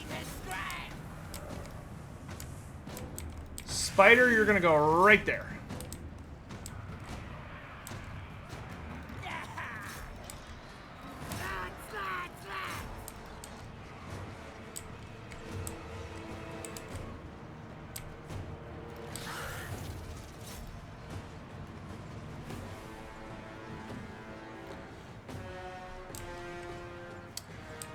Well, core patch, here's my thing. Is that although I do have the utmost respect for the 9th edition well, first of all, I should note that I was not a fan of Age of Sigmar when it started. You know, I hated its guts. Because the lore was really terribly written, and like a lot of the initial rules were a big slap in the face to fantasy fans, and it was the end times were very poorly handled, and just the whole endless barrage of things. However, since Age of Sigmar came out 5 years ago, Games Workshop has done an amazing job at trying their damnedest to improve it and to like clean it up, make the lore good, find a tasteful balance of introducing Warhammer Fantasy characters versus or like reintroducing Warhammer Fantasy characters versus adding in completely new original characters. But the biggest thing for me is that 9th edition was a cool idea. Like the 9th Ed community started off really, really well and really, really strong, and that they, you know, their goal was, we're gonna try and continue Warhammer Fantasy with respect to 8th edition and do a really kick-ass job. And then once they got going, some weird stuff started happening. Like really weird stuff. You know, they started having all sorts of really bizarre rules, and they started pulling stuff from like all sorts of different editions, and I came to hate the 9th edition rules. I hate them so much. they're so needlessly meticulous, and instead of like being the next edition for Warhammer Fantasy, they ended up just making it a completely different game, because they just, I just think they grossly mishandled what they were working with. And they completely lost sight of what their original purpose was, and they made an absolute abomination out of the corpse of Warhammer Fantasy. I much prefer Age of Sigmar over 9th Ed. I think Age of Sigmar is vastly superior to 9th edition. Age of Sigmar lore is not that bad. Like, I will be the first to admit it started off really rough, but I have been greatly enjoying the newer Age of Sigmar lore. I love the Night Haunts. I love most of 2nd edition. Like the big power move by Nagash and all the factions that have been introduced since then have been very tasteful. By weird stuff, do you mean screwing with canon? No, by weird stuff I mean screwing with rules. They just went completely off the rails. Can I tell you about Snotlings? Sure. Snotlings are actually delightful creatures in kind of a messed up way. Snotlings are the smallest breed of greenskins. They're also the dumbest by far. Most of them are not able to speak, or if they do speak, it's like mimicry. But the thing about Skarsnik Snotlings that's really, really funny is that while they are the smallest greenskins and they tend to like infest camps because they're just everywhere, the thing that's really delightful about them is how the other greenskins feel about them. Because it turns out that orcs adore Snotlings. Like, orcs genuinely love them and practically treat them like puppies. And view them like puppies. Whereas goblins, like, absolutely despise them. But Snotlings are very bizarre, silly little things. They're not intelligent, and they're not really a threat to you. Ooh, Carrick Izor is strength rank 4? Oh, it's Gork time. Let's do Mork. We'll start with Mork this time. Until we get Mork's favor. Make a Greenskin or a Dwarf hero, you jerk.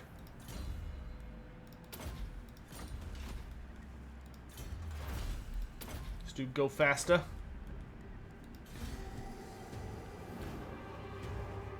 Also, a cool thing about Snotlings is if a Greenskin army starts getting like a little bit of WoW going, if you get a lot of Snotlings together, they have it naturally imprinted in their DNA to build pump wagons. Like, they don't consciously do it. It's not something they can do on their own. It's like a natural impulse for them to start just gathering up random crap around camp. And they're like, yes, this makes perfect sense. And they'll just start putting together stuff until they end up with a Snotling pump wagon. And it's hysterical, and I love it. And if you don't love it, then you're wrong. Okay, let's do this. Let's get rid of... this might be too many Night Gobbos. Let's get rid of the Moon Howlers. Get rid of the Nasty Skulkers. Get rid of these goblins.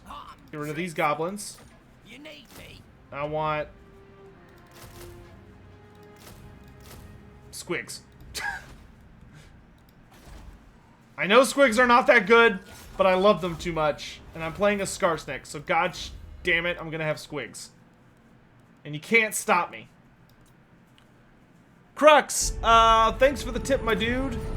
Is there any connection between Skarsnik and Grom in the lore? Unfortunately not. Grom the Paunch vanished into the mists of history hundreds of years before Skarsnik came about. So that's why they unfortunately never had the chance to meet, is that Grom was presumed dead a long time before Skarsnik was even born. Are Snotlings related to Noblars in any way? Well, Noblars are a type of Greenskin, so technically yes, but that's as close as they get. The only real connection between Snotlings and Noblars is that they are both Greenskins. That's it. Now what? Oh gosh, he's starting to get some nasty stuff.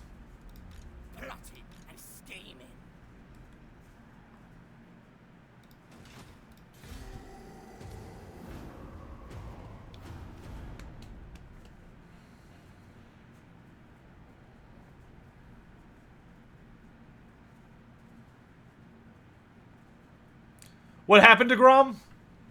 Nobody knows.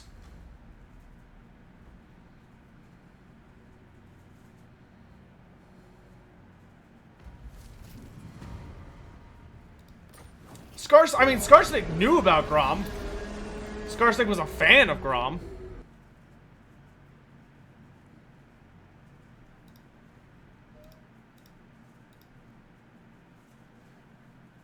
Kira Haas, you love the Gloomspite Gits. I mean, I do like the Gloomspite Gits. It's true.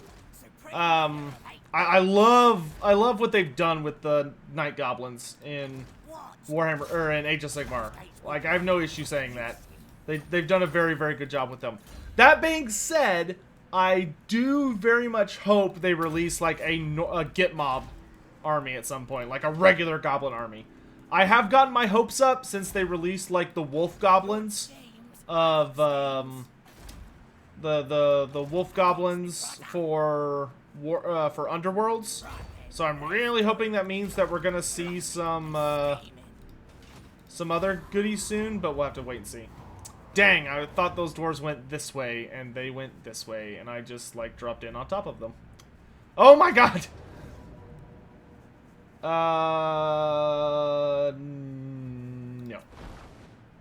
I would rather... Oh, gosh, of course he's ambushing. What do you want? Fine. Hopefully these dwarves fail their ambush. Because otherwise this is going to get super annoying. It's going to turn into like an ambush fight.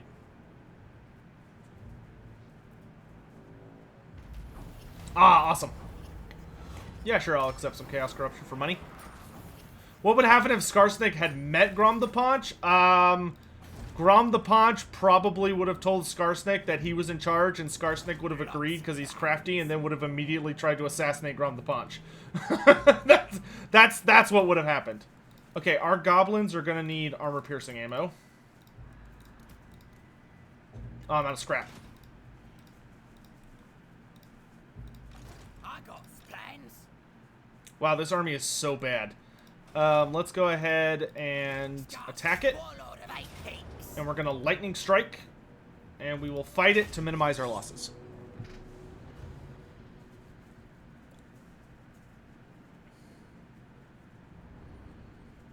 Any Skaven Age of Sigmar books you can recommend? Skaven have received a number of really good, or pretty fun books for Clan Pestilence. And some of like the anthologies and stuff. I think there's a series called like Legends of the Realms or something like that has a focus on Skaven.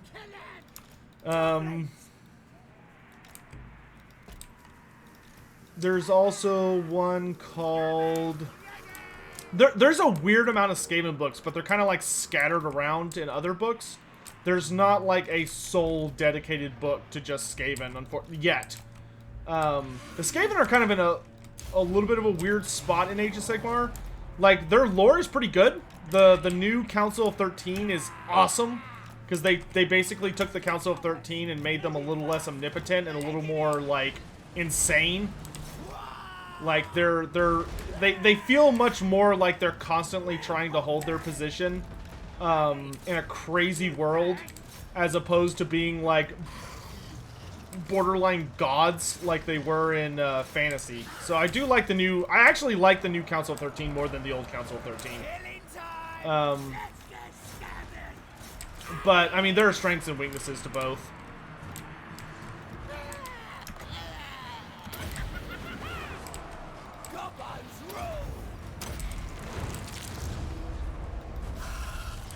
Yeah, this will be a massacre.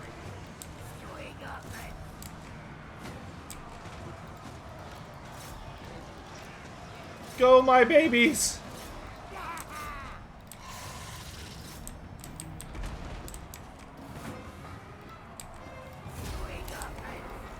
Make sure we run them down. Warlord of 8 peaks.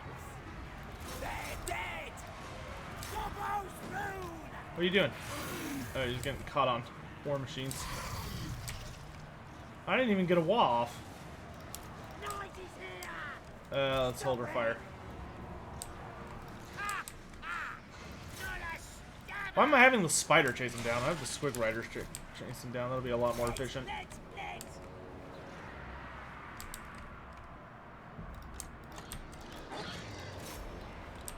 Send in the squigs.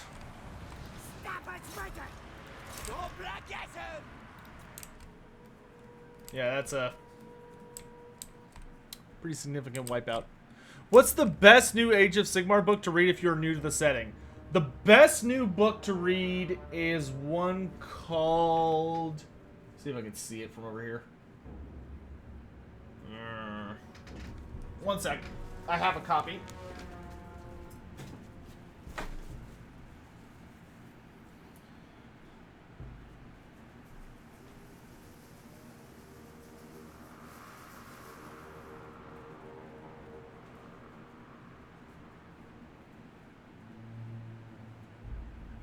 Find it. Is it hardback or I don't think it was hardback.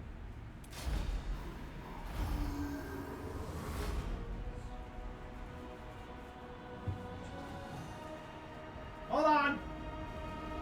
I'm looking for it. I have a lot of books. Here it is.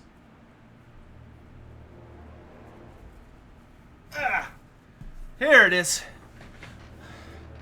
Myths and Revenants. Myths and Revenants is an excellent collection of short stories that I highly recommend to anyone that wants to check out Age of Sigmar. I will say, if you hate Age of Sigmar, but are wanting to give a story a try, then I would really recommend the audiobook Realm Slayer, which is the return of Gotrek to Age of Sigmar. It's his first book there. Gotrek also hates Age of Sigmar, and it's freaking hysterical. It's epic and hilarious at the same time. And there are two audiobooks out. There's Realm Slayer, and then I forget what the second one's called. But the new Gotrek books are phenomenal.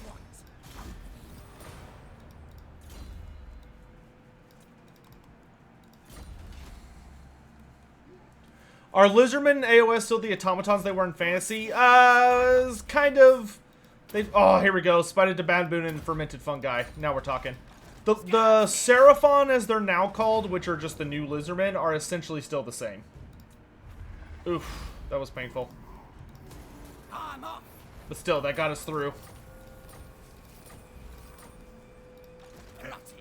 Oh man, if we could take Carrick Izor, like, right off the bat, that would be so good. Probably not going to finish this, but... Oh, we got a Doom Diver! Nice! Ah, that's actually going to make this a lot easier. Alright, let's get up to Healing Mushrooms. Daddy means... heals.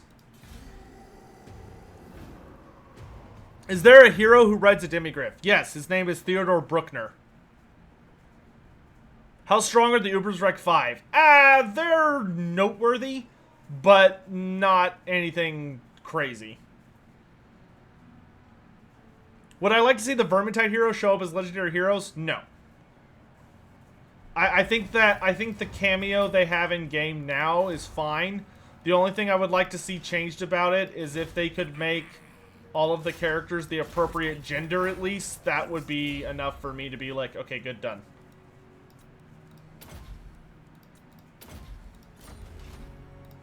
Who needs killing? Oh. Looks like Belagar's not gonna come up here. So I'll just go ahead and get to full then. Was Grimgor around when Grom was? Grimgor was alive, but he wasn't like a major threat. How the hell is Belagar in range from, like, way the hell over there? Oh, shoot. I should have just attacked. Let's fall back.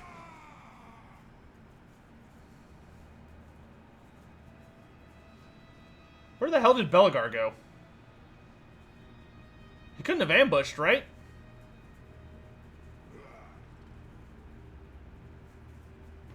I mean, he was in March stance.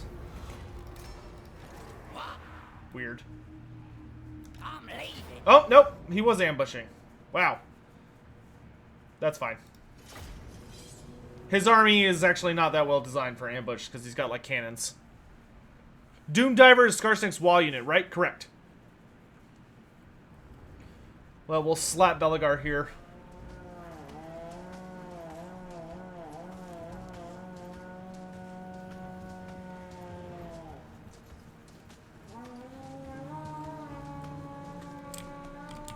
Yeah, so he deployed all this shit like way too close. Let's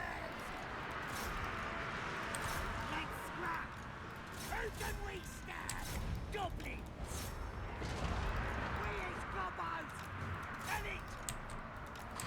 What a goober. Moving fast. Who taught you how to ambush, bro? Who can we stand? I'll do it.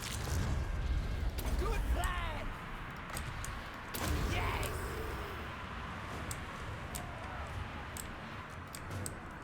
Night goblins. Charge.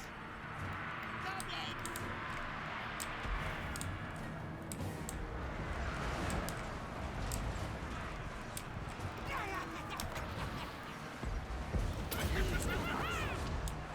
Warlord of eight pains. Let's scrap. Stabbers ready. Killing time. Like it. Let's scrap. Come on, finish your meals. Let's scrap. Drink the brew. Get a killer. On it. The lads are ready. Let's scrap. Got a killer. Go.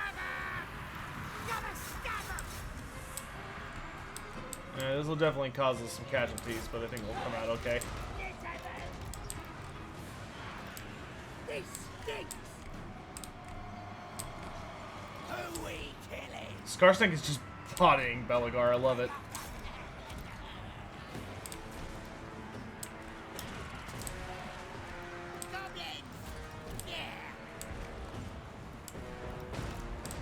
Come here, Squigs. Come to Daddy.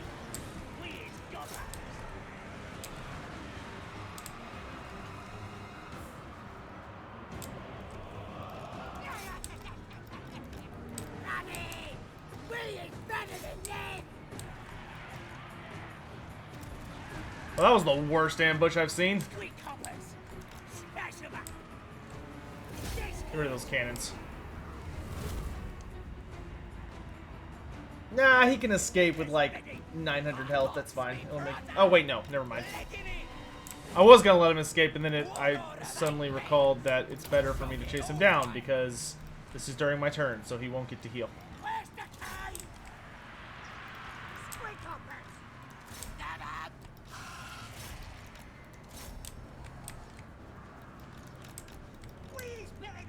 Man, I love Squigs.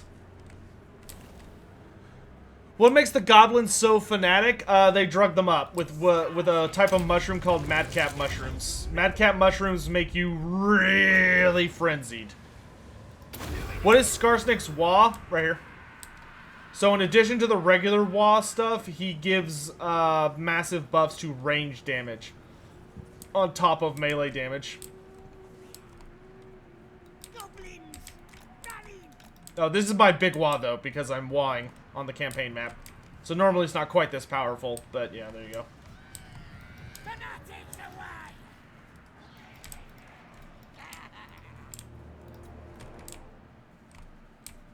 Kill him. Kill him.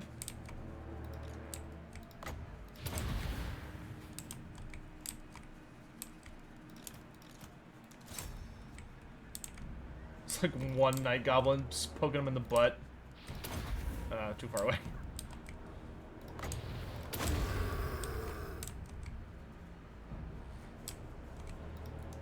Send in the hoppers.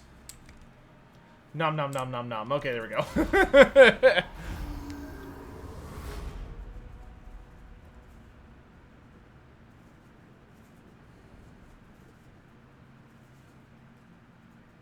What's the purple icon on the goblins? That's a scrap upgrade I gave them. It's giving them damage over time poison. What's Skarsnik's new yellow tree skill do? You mean his personal skill tree or like the combat skills? Because I don't think Skarsnik got any new combat skills.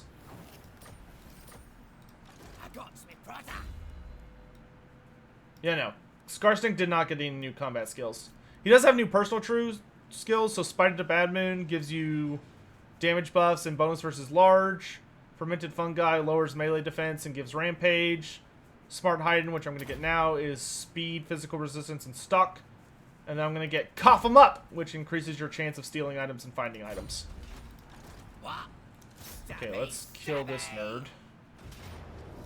Get out of here. And then we're going to move up here. There's like a weird rubber banding effect going on Skarsnik. Not a big deal, though. Let's get nastier squigs. And... Man, this is only good if I get ambushes, which I'm not going to be getting those super frequently. Let's go ahead and get proper tough so I can just move. Run across the map. Oh, we can get fanatic soon. Praise be. Would you please recruit a hero? You're killing me, Smalls.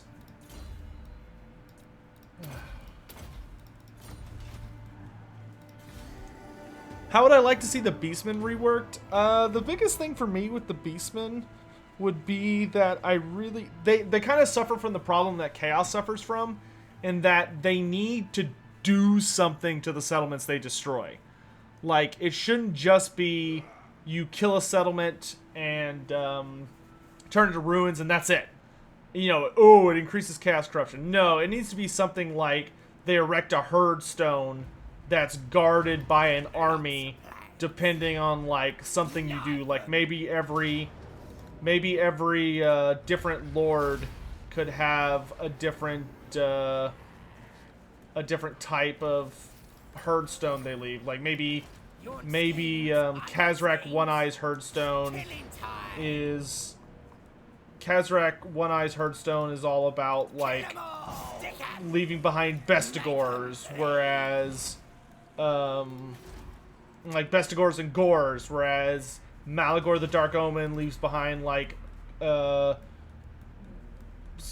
Cygors and a bunch of regular Gores, and maybe a Bray Shaman, and maybe Morgur leaves behind like a buttload of Chaos Spawn. So like they need to like make that whole thing a lot more engaging and interesting. They also need to make it where Beastmen probably need to have higher campaign movement. And the biggest thing for me isn't necessarily that. Why is the balance of power so bad? Huh. Whatever, that's fine. The biggest thing for me is that I want the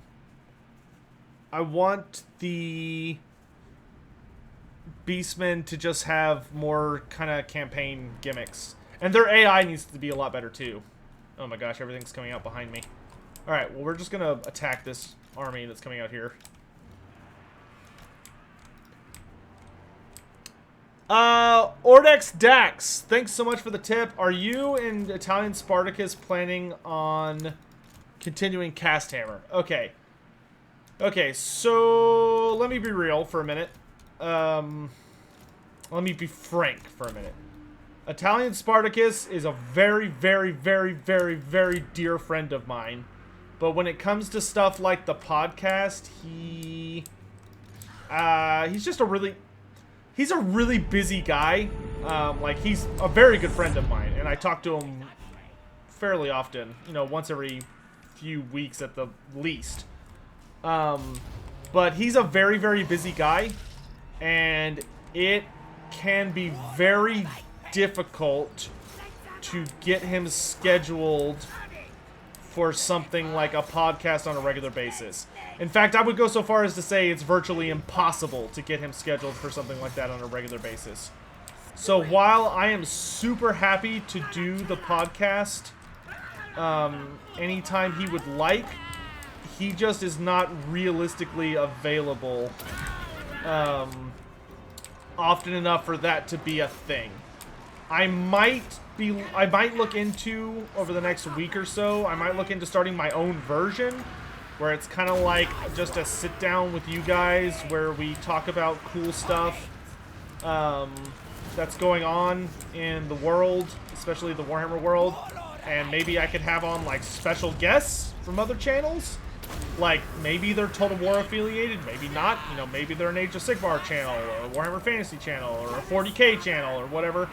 That might be something I'll look into doing, but I haven't really found anyone who I think would be a good partner for that, who would be also willing to commit to a time schedule for that. Because I really want to be able to do that weekly, but that's just not realistic with Italian Spartacus. As much as I love the dude, he's just too busy, and it's just not something he prioritizes. Which is okay. Like, that's, I mean, you gotta do you, dude. I do not hold it against him. It doesn't bother me or anything. It's just the matter. It's just the fact of the situation.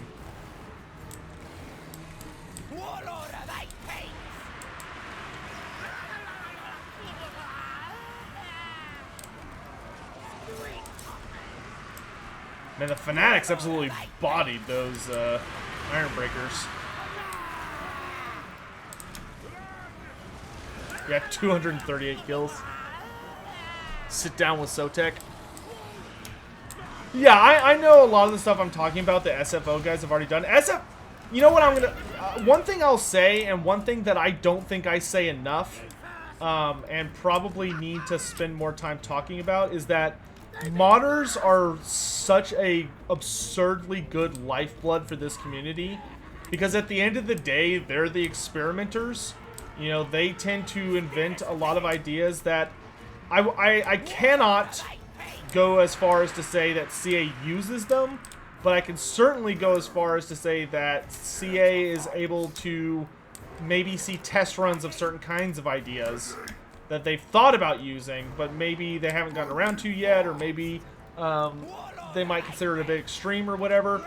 But because of modders, we get to see those kinds of ideas like tested and used, and it's really, really cool because they allow people to get a taste of what it could be like if CA is able to like get an official system in.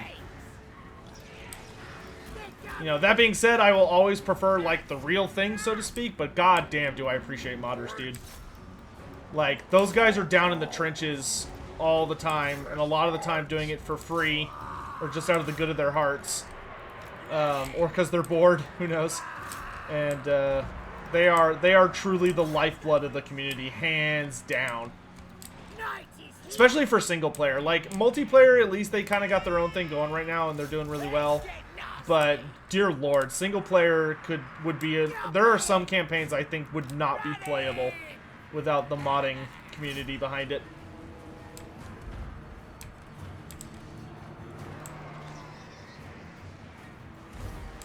A Legend versus Sotek campaign? That would be the dumbest thing in the universe. That would be about 10 minutes of me and Legend talking before he really started like actually trying, and I immediately just lose. Like, that's all that would be. That would be the greatest waste of every single person's time. And by greatest, I mean worse. Me versus Turin is already bad enough. And Legend is much better at flexing the game's muscles than Turin is. And I get pretty brutally slapped by Turin.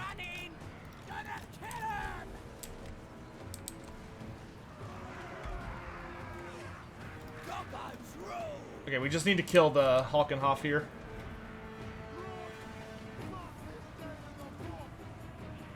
Modders kept Warhammer 3 alive? Or, sorry, Warcraft 3 alive? Yeah, man, that is a sad story. I still can't believe that. I cannot believe what they did to that game. Like, I own it, and one of these days I need to go back in and finish the campaign, because I was having fun with it. But it's like, good God, Blizzard botched that. That was literally supposed to be their golden ticket to, like, the easiest release schedule of all time, and they just fucking, like, dropped the ball so hard.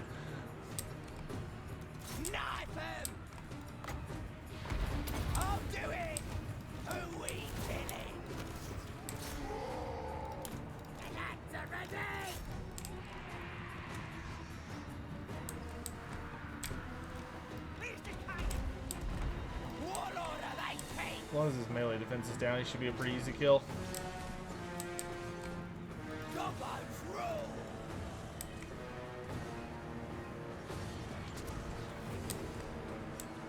Well, so the thing with Blizzard that kind of like drove me wild was that I didn't think Warcraft 3 was awful. It was more that they like shut down the old version of the game, and then they released that goofy ass contract on the mods. That was nuts.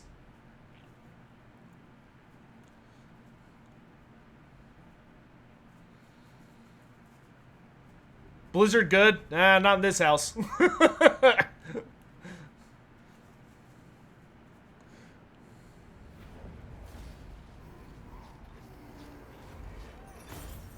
I don't think Blizzard's dead by any means. Blizzard's fine.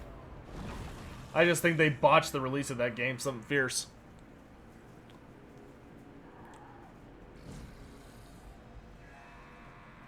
Have they confirmed they're doing a Diablo 2 remake? I know Diablo 4 is in the works.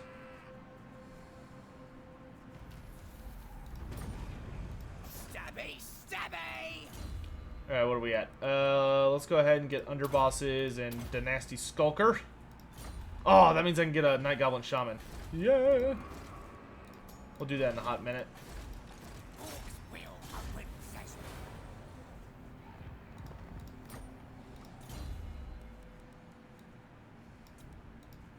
That being said, you're of course entitled to your opinions. You know, if you think Blizzard's like just the hottest thing on earth, then all the power to you, man. Yay! Carrick Izor is mine! Alright, we have taken Belegar's capital from him. Let's get Mob Boss and Renowned and Feared. Oh my gosh, I'm hurting so bad.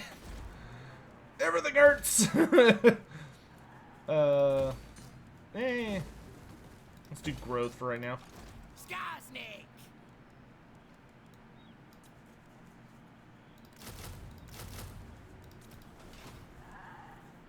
Oh, I can get a shaman from here.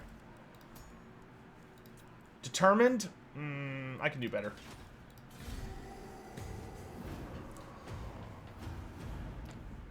Did I see the new ability Slayers got? No. Did they change Slayers? I easily missed that if they did.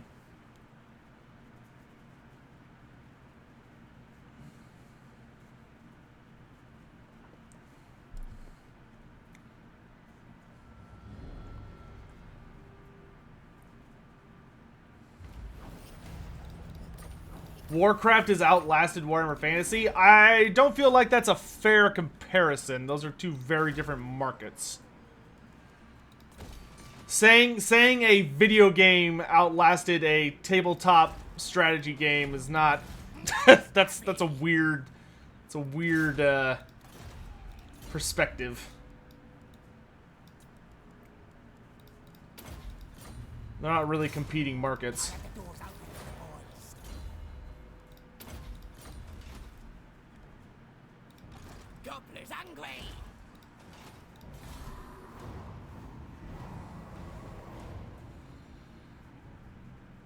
Oh, Mogwai, that's super cool. I did not know that.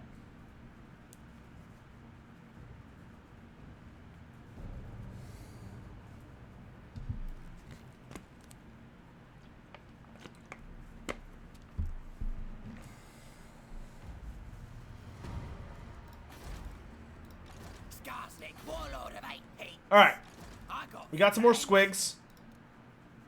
Oh, yes, we can get Night. Oh, look at all these regiments right now we can get. Oh, wait, what? Oh, because my army's full. Give me those.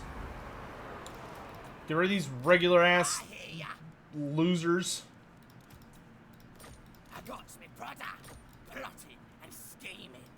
Oh, baby. Oh, baby. I deleted too many things. Whatever, fine. Let's heal for one more turn, and then we'll go fight. And then we'll go fight Belegar. Try and root him out like the rat he is.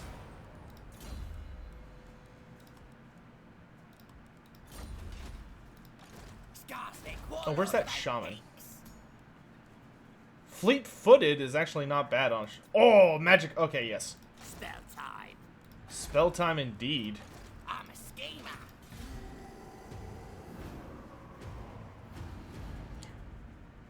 Bruno, relax, dude. It's okay. People can have their opinions that are different than yours. It's totally okay.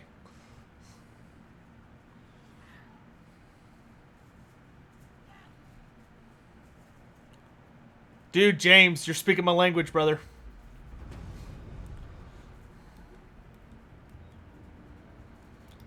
Who needs killing? Let me help. You're on schemes. I got schemes. Alright, Belegar. Lots of plans. Oh my god. Man, I gotta hand it to Belegar. He builds up his armies real freaking quick. Gotta give the man kudos. Beast Layers. And then we need that. Man, is this guy still not hired some kind of character yet? Oh my gosh. Moving. Curse thee, dwarf. Steingard is empty? That's weird.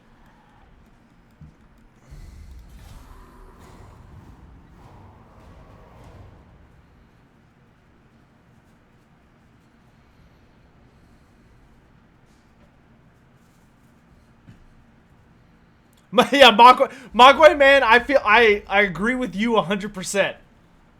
I feel like the Y'all seen the Marge Simpson meme where she's just like holding everything? She's like, I just think it's neat. that's how I feel about like Age of Sigmar, Warhammer Fantasy, 40K, and all that stuff. Yeah, that's such a perfect description. It's funny.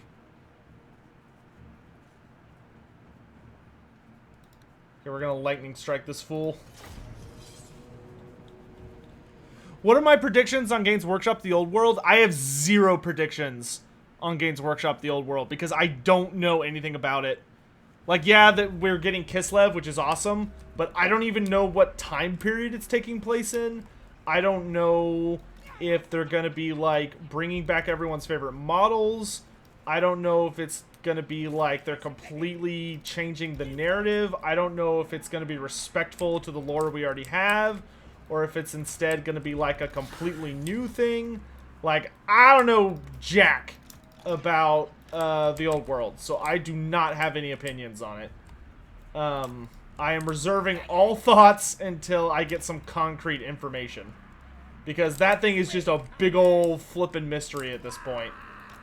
And they have not given anybody any noteworthy information yet.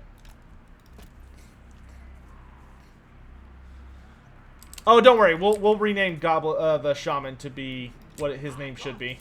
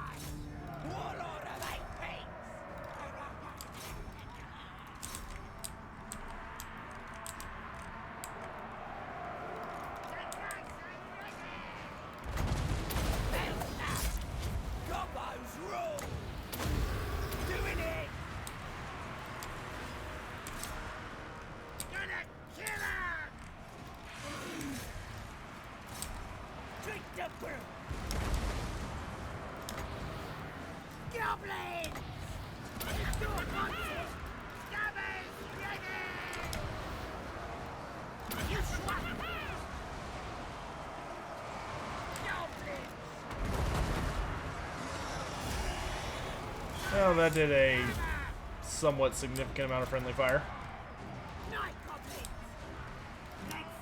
Archers! Go that way.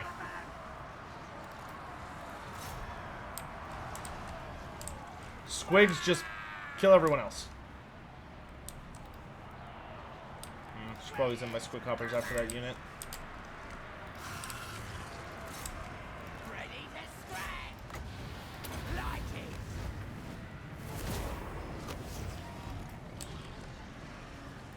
Looks like we mostly killed everyone. 4, 9, 6, 1.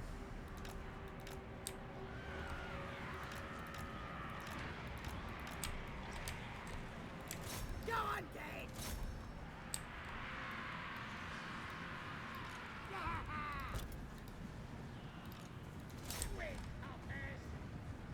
Can I explain how Grimgor beat Archaon?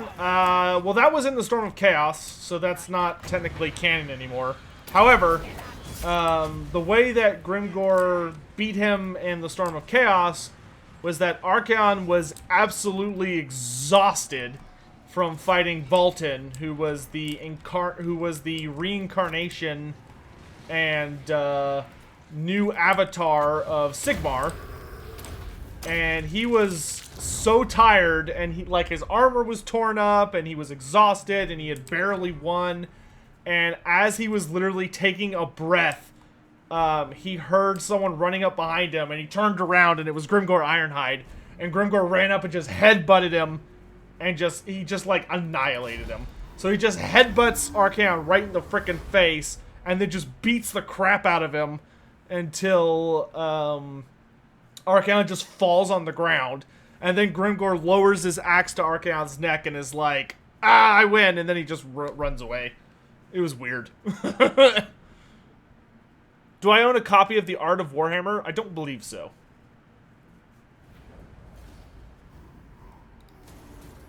I got me brother. Okay, that army's just dead. Who Nice. needs killing?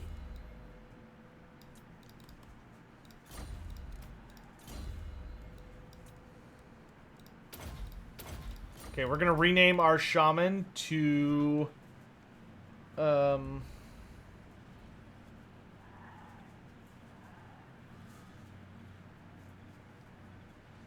Duff Skull.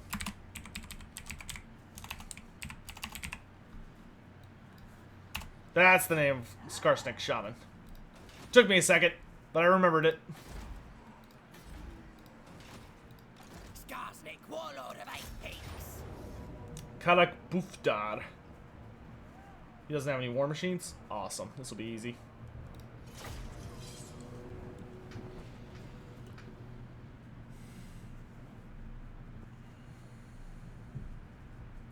Do I think Grimgor could take on Kolek Suneater? Yes. Quite frankly, yes. Why do dragons fall asleep at the worst time for high elves? It has to do with how the world changed. Essentially, the world... When the old ones changed the environment, it became not as great for the dragons. You know, the dragons being mostly a species that rely or heavily prefer, like, much colder environments. When the world got made a lot warmer by the interference of the old ones, the dragons didn't have an easy time adapting to it. And a lot of, like, the eldest dragons basically went into these big slumbers to wait until the world cooled off again or was less populated. Which did not work out well for them. Spoilers. But, for the most part, it revolves around that idea. Is that the world has basically changed so much that the dragons find it really, really hard to remain active participants, so to speak, of the world. And that's primarily why they're all, like, going into slumbers. Do we know the exact release time? I don't know. It's probably on Steam.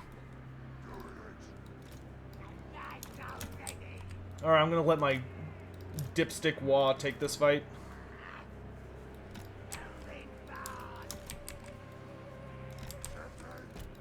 Ugh, getting a Doom Diver for free is so nice.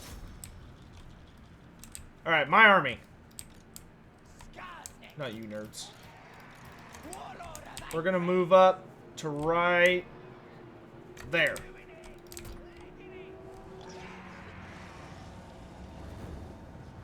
If CA ever add a Black Orc boss, how I'd like to see them implemented. Luke Moorish, I don't know if you know this, but if you go look on Reddit, you can see that there's a Black Orc big boss that's gonna be added at some point. Probably before the end of the month, if I had to guess. Now we need Zargak the Mad. Don't worry, we'll get Zargak.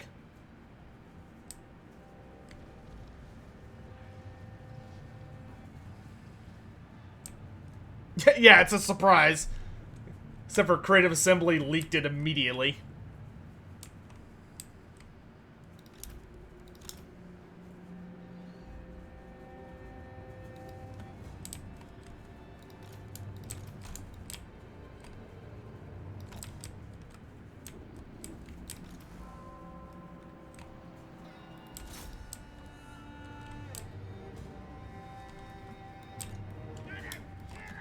It was like so painfully a Black Orc too.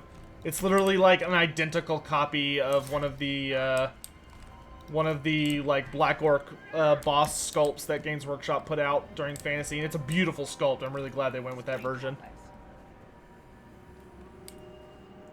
It's probably going to be for the Skull Throne. If Games Workshop is still doing Skull Throne this month, which I hope they are, then it's probably for Skull Throne, yeah. Yeah, the big things... dude, I want so many more characters for Greenskins. Like, I know for some people it might be kind of redundant, but I really want a regular Goblin War Boss. I want a Night Goblin Great Shaman. I want a Savage Orc Great Shaman and a Savage Orc War Boss and a Black Orc War Boss. And then I want, like, a Savage Orc Big Boss and a regular Orc Big Boss and a Night Goblin Big Boss and a Forest Goblin Big Boss. Like, I just want all the things.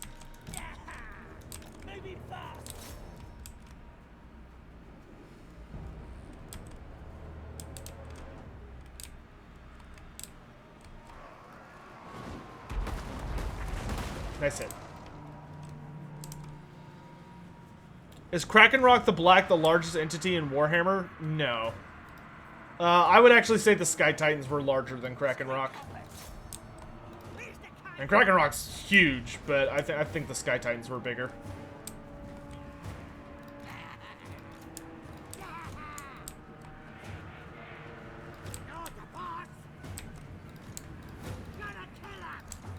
Like, I feel like Greenskins are the only race in the game that have been added to the game that I still want, like, an entire race pack. Like, just re-release Greenskins as a full DLC, please. Please.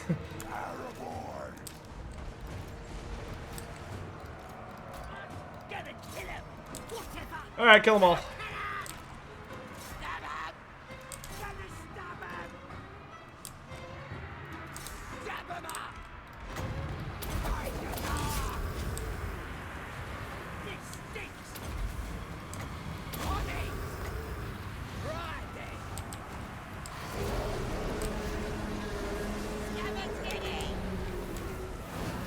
Release the fanatics!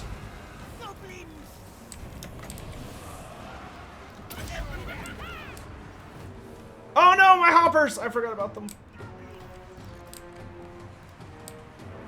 Oh, I'm sad now. Oh gosh, okay, we're getting a little bodied on this flank here. Send the squigs over that way. Hey, everybody with a bow, shoot that way.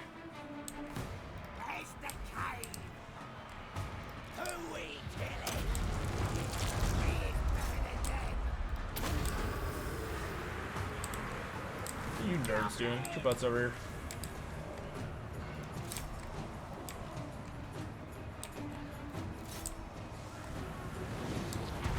Are Bone Grinder Giants bigger than regular? Bone Grinder Giants tower over regular giants. Bone Grinder Giants are to a giant what a giant is to a regular person. I'll put it that way. Like, they're not even... They're colossal.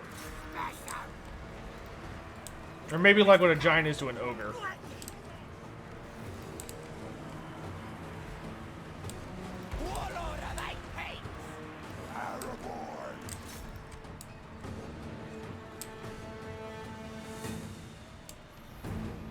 What am I most excited for in Warhammer 3? Ogres. Dude, I love ogres. I hope that Grease's gold... After seeing Grom's gut, I hope Grease's Goldtooth is just the most disgustingly awesome character ever. With an emphasis on disgusting. You know what I mean?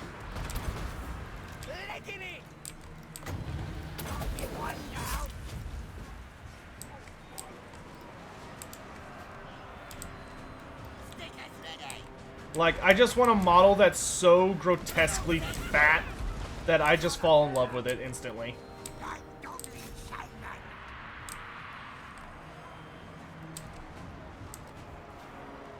Alright, so falls Belegar Ironhammer. I still don't understand how the Sky Titans with their size and advanced tech lost to some fat boys. Deviant, the thing you ultimately have to remember about ogres is that they so grotesquely outnumbered the Sky Titans that it was just absurd. And the thing about the Sky Titans is that they refused to band together. Like, they were so isolated, and they never, even when they were like, they knew they were at their end, they never banded together. So the ogres were literally able to fight the Sky Titans one at a time. Until they managed to kill them all off. I got you, brother.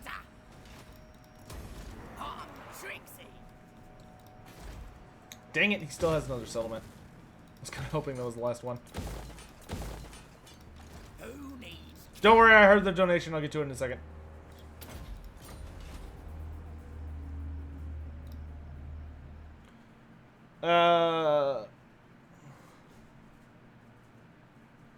Yeah, that's kind of how I feel about it. Like, I do not feel like you could have too many Greenskin Lords, honestly. But I know some people would disagree. Like, I know for a fact some people would disagree with that. Man, I still hate that Skarsnik in Belegar start so close to each other. Really feels like you're supposed to like have a whole campaign building up to when you two finally meet and fight. But yeah, they're just right on top of each other.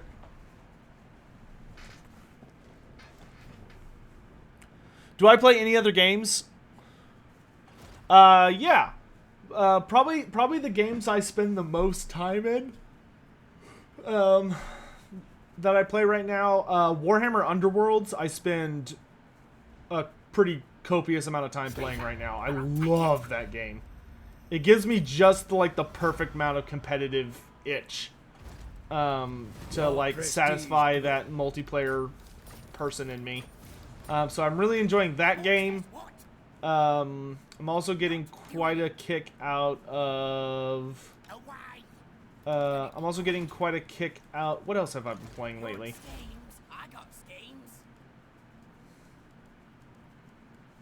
Oh, whoops. I didn't mean to repair that. What else have I been playing? Skarsnik. I've been wanting to get back into Warhammer Online because apparently the game is like in a ridiculously good place right now.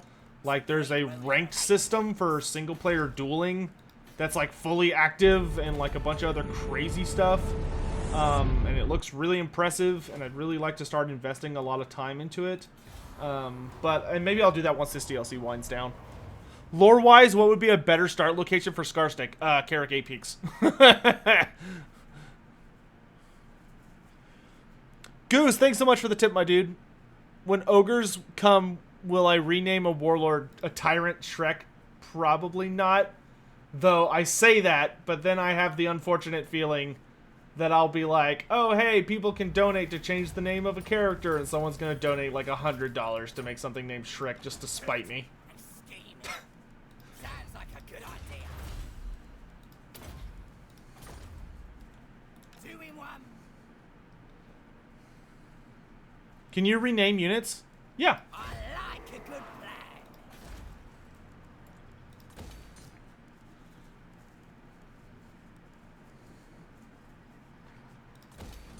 I just want to focus on growth right now.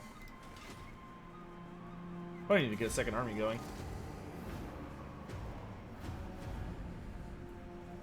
Warhammer Online was before its time. I know, dude.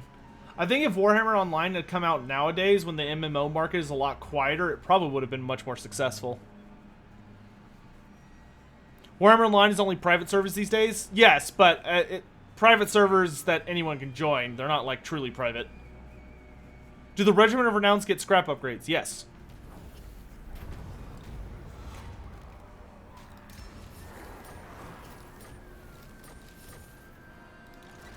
Man, he seriously has not recruited a single hero? Yes, boss. For the What a jerk. He's doing it just to spite me. Okay, fine. Go... I wonder if these guys are still alive. Go here. I'm off. I have to find a dwarf hero so I can get my freaking, I can get my thingamajigger. Because that's the technical term. My, Prada. I got plans. Gobbler's angry. Right. Well, no, this is going a lot better than the last time I played this campaign.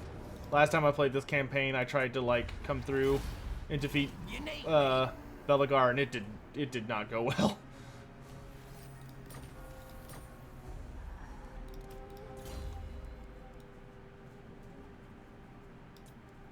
Is this Squigs? Yes.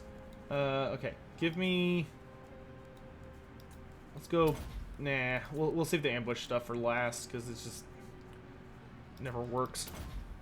Blade Master, and let's do Deadly Blade. Gimme dat Sneaky Stealin, and another point in Itchy... Actually, no. Let's do Gorkle Fix It, another point in Itchy Nuisance. What? Make 'em bleed. We're gonna pull back because I actually want to kill this Rune Lord first. Stab 'em up. Yeah. That way this guy is completely isolated. Knife 'em. Wow. Oh, I'm coming for you, Strummy Handfist. Choppas. And Vindictive Glare. Vindictive Glare is so good against the ghosts. I tend not to get it till later, but we've got 5 more turns of Wah. Okay. What Game 3 faction am I most hype about? Ogre Kingdoms. Hands down. Not even close. Chaos Dwarves are cool. Demons will be pretty sexy. Kislev, if we get them, would be really, really nice. But, oh. Ogre Kingdoms.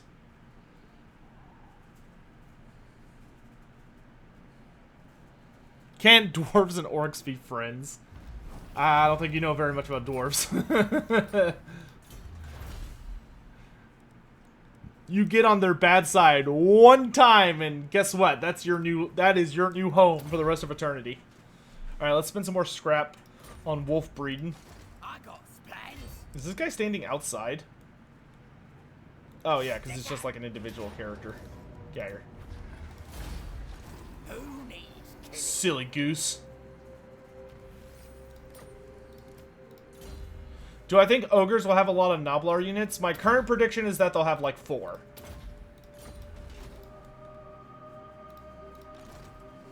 Kill 'em all! Skarsnik, warlord of 8 peaks.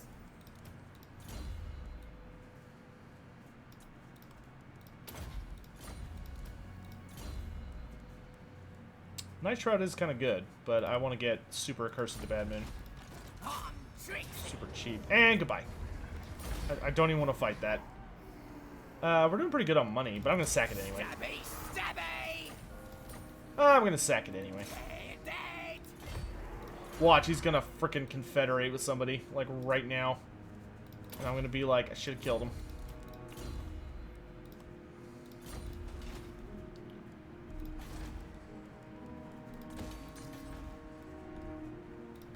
Mr. Stabby. Oh, dang it, there's Skaven up here. Forgot about that. Is there any chance of a Noblar Lord / hero? I really doubt it. Like, if they were really stretching for content, they could maybe make a hero out of a Noblar Scrap Lord, but I think that would really be stretching it. Why didn't the old ones return after the gates collapsed? Because we're not 100% sure what happened to them. We don't know if they left and just completely abandoned the world to its fate because they thought it was doomed. We don't know if they were killed. We have no idea.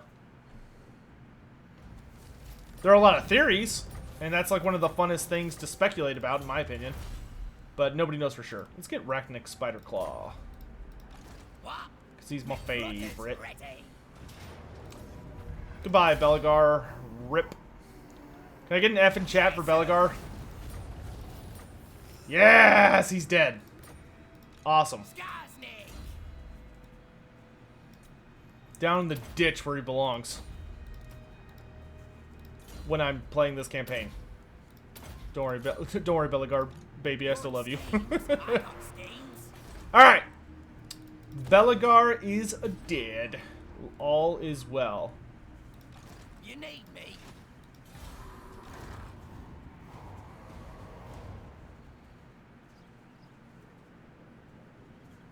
Any dwarf heroes? Please, sir. Do you have a hero?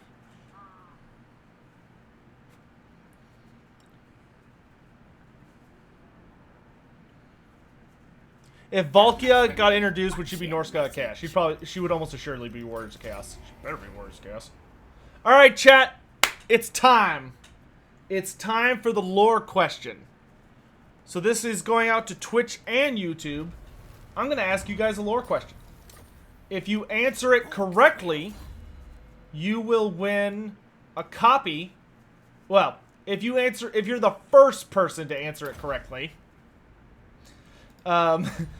you will win a free copy of The Warden and the Paunch. Now, I'm going to ask a question that's pretty difficult. At least I think it's pretty difficult. And remember, it's the first person to answer correctly wins a key. If you do not have a key, please don't answer the question. Or if you do not want a key, please don't answer the question. If you really want a quiz that bad, I'm actually working on making a quiz for people to play through to make their time during the quarantine a little more interesting. So just wait until that. So, The question is, to be relevant to this campaign, the 4 ghosts that Belagar has at the start of his campaign, one of them is named Halkenhoff Stonebeard. So my question for you, chat, is can any of you tell me, I guess the easiest way to word this would be, can any of you tell me what his role was when he was alive?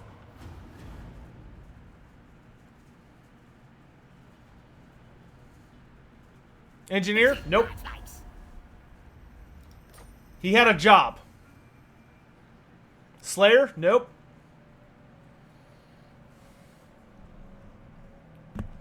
Handmaiden of the Everqueen? Yes. Thane? Nope. Ah! Jeff the Hobo!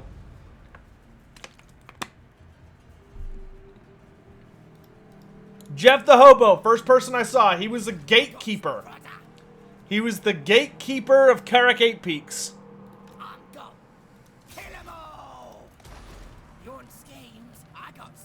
Okay, I admit it. I googled his name. I mean, it's fair.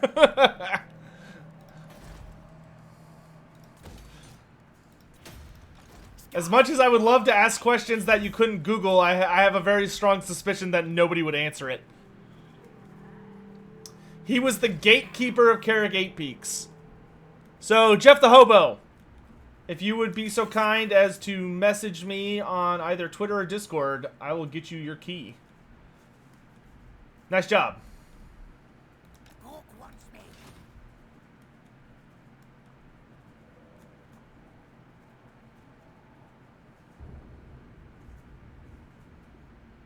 I was watching both chats. Someone in Twitch got it first.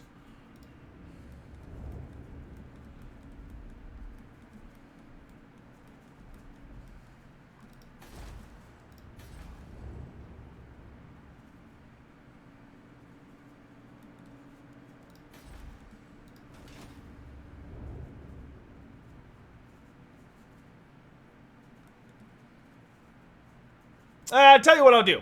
Tell you what I do. Tell you what I do. Marcin. Marcin, where is Marcin?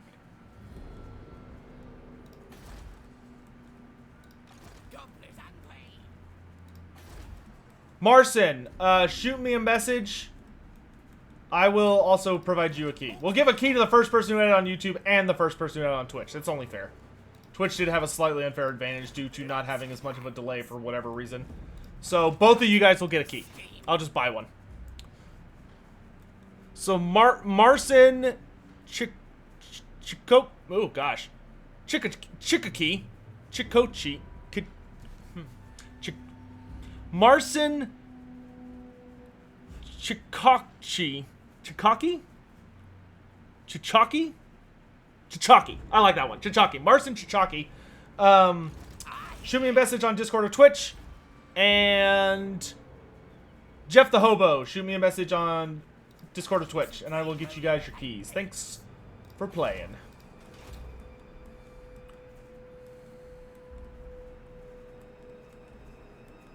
Alright, I have no more keys to give out, so if that's all you're waiting for, I will not force you to waste your time here in vain hoping.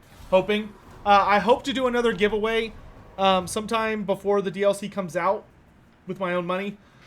But I might design some kind of stupid challenge for that. Don't hurt myself. I can afford $8. It's okay. I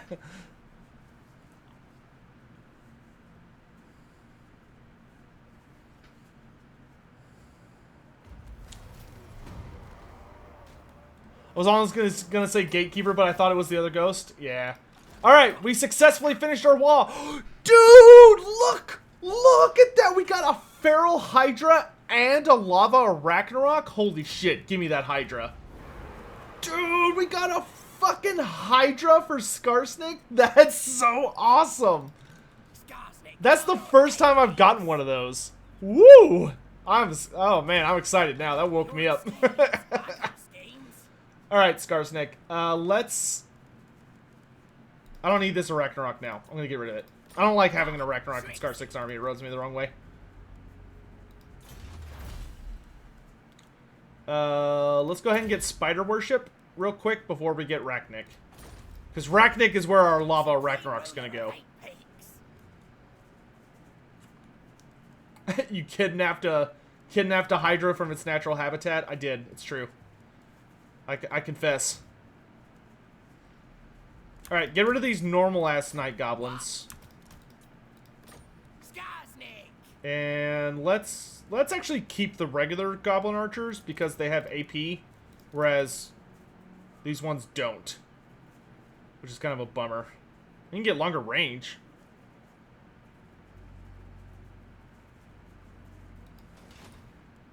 Do Greenskin armies have Hydras in tabletop? No. No, it's literally just a random Hydra you pick up. Like, it's a feral Hydra. It's just some wandering monster. You just are like, alright, I guess he's going to join our army now. Which I absolutely love. Let's give these guys spike... Oh, wait, no. Squigs are my AP. So let's do Night Goblin Poison. You guys are not unbreakable, so let's do... Well, I'm probably going to give you the banner. So let's do AP weapons. Well, nah, more poison. Okay, and then I'm going to recruit 2 units of Fanatics, 2 units of Archer Fanatics. We'll get rid of one of these. And then we can run... Durkit Squigs and another unit of Squig Hoppers. Yeah, I'm cool with that. Ooh, 20% additional range on our catapult. Booyah. Cool. And once that's done, we'll be good to go. Or are we getting a rebellion? Back home? Yeah, that's okay. What's the lore behind the Hydra? It's just a random Hydra, dude. It's probably from the Storm of Magic compendium. The Storm of Magic was basically a system they introduced where it allowed you to pick up to recruit feral monsters to certain factions, and a lot of factions had Greenskins had a lot of affinity with some of the random monsters. So Greenskins had affinity, so they could easily pick up the likes of Hydras, Manticores, Wyverns, and other stuff like that. So that's probably where it's coming from. Okay. There has to be like a runesmith or something around here. Okay, back to getting Rachnik.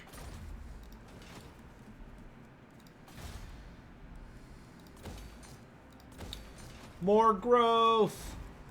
Infinite growth! Okay, we'll save the rest of our scrap for right now.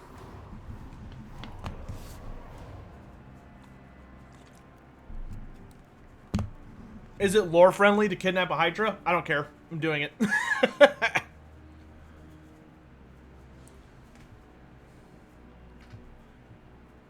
Where is the Squig Big Boss Lord? Unfortunately, there's no such thing as a goblin that, or a big boss that can ride a Squig. I'm pretty sure. Hold on, I'm gonna double check that. I'm gonna double check that. Army Builder. There we go. 8th edition. Greenskins. Oh, sorry, they're orcs and goblins. Heroes. Night Goblin Big Boss. Oh no, he could ride a Great Cave Squig. Oh god, that makes me want one so bad. Ugh.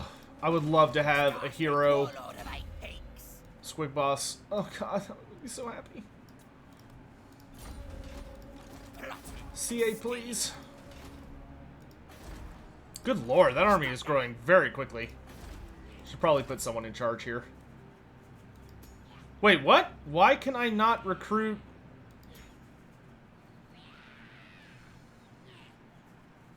What? Where is the Goblin Great Shaman? Nani? Nani? Supreme ruler of 8 peaks. Well, that's a bug. Screenshot. Well, okay then. Who can I stand? That is the weirdest thing I've ever seen.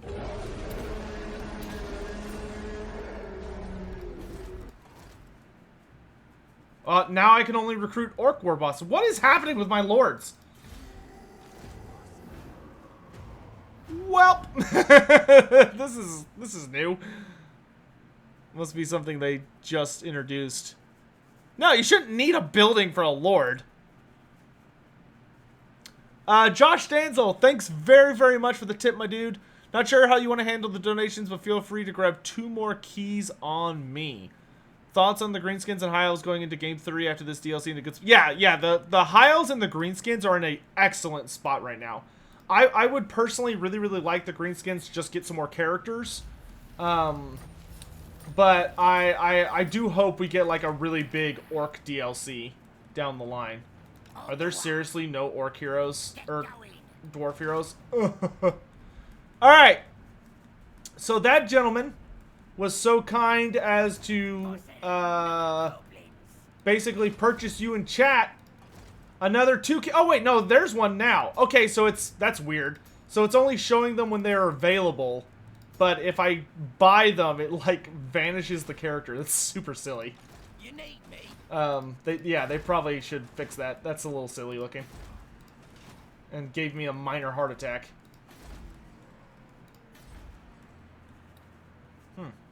Oh, it's because we have such bad vampiric corruption. Isn't that interesting? I guess it is because Vlad is being a busy boy. I hear ya. Too bad I don't care about the Empire. All I care about now is getting to 8 peaks. Who needs stabbing? Great Alright, so here's what we'll do, chat. Let us... I did check Ungrub's army. Let us... I'll ask. Do y'all want to do another quiz? Or do you want to do a... like, a random draw? How far in advance do I get access to the upcoming DLC content? Usually, like, a week. Or maybe a little over a week. That's not true. Usually a couple weeks in advance. It depends. Like, there's no ironclad amount of time in advance that I get it. I get it when they're ready to give it. You know? Oh, dang it, he cut off the units I was recruiting. Alright, let's go up there and smash those guys real quick, and then we'll be good to begin the trek towards 8 peaks.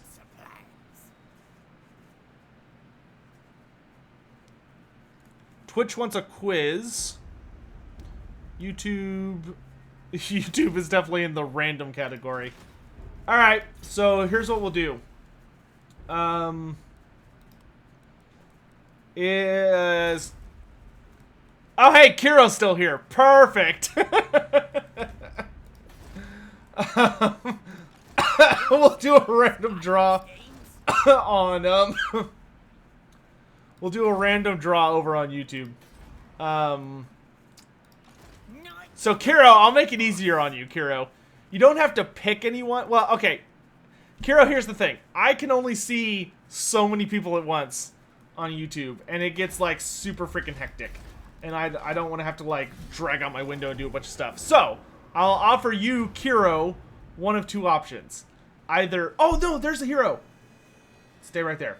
Stay right there. Stay right there.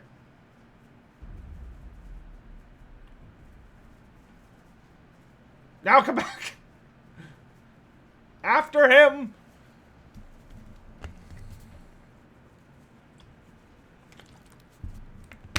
Twitch wants an easy quiz. Okay, we'll do an easy quiz for Twitch.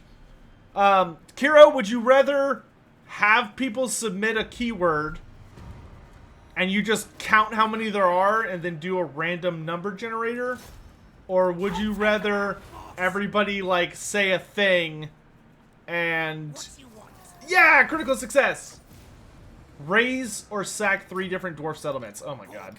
That would have been so easy a minute ago.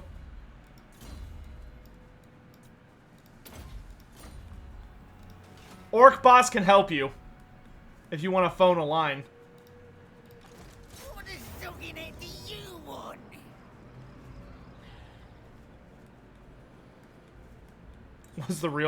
Was the real Carrick 8 Peaks the friends we made along the way?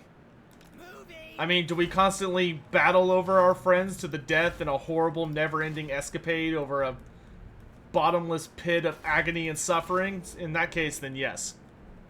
Immortality is back? Neat. How large do greenskin fungi get? Theoretically, there's technically no maximum size, but I have never heard of a greenskin, like, above, like, the... I've never heard a greenskin get higher than 10 feet.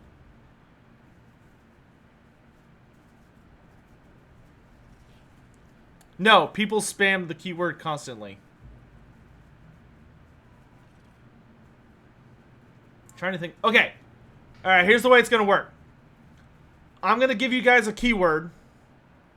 And Kiro will either pick someone or will, like, just count.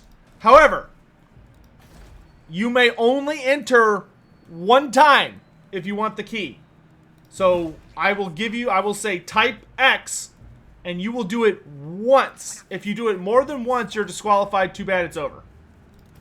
Like, you get nothing. You get nothing.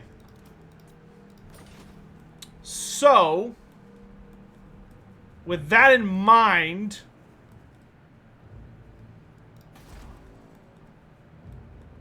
should make it survivable. Whatever, I'll just do it. I'll do it myself. I'll do it myself. Mods, if you would help me count how many people say the word, that would make my life a lot easier. Just try and help me count. That's all I need you guys to do. I'll deal with the pick. Alright, so people on YouTube, the keyword is gonna be...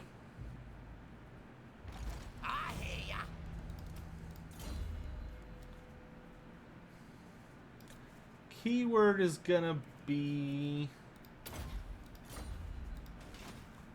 exclamation mark...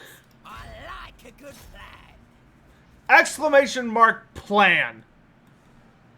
Skarsnik said it himself. Exclamation mark plan. Mods, please God help me count how many people are about to say this. Remember, say it once. If you say it more than once, you're disqualified. And the mods will catch it because they're bored and will see it.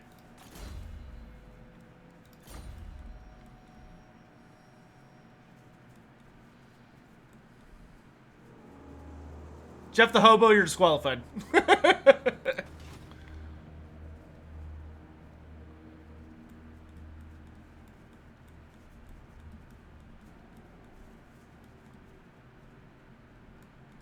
And only do it if you want a key, please. Do not do it if you do not want a key. I got plans. I said them night goblins. Gobblers hungry. Why is your video delayed? I don't know. Refresh or something. Skarsnik, warlord of 8 peaks.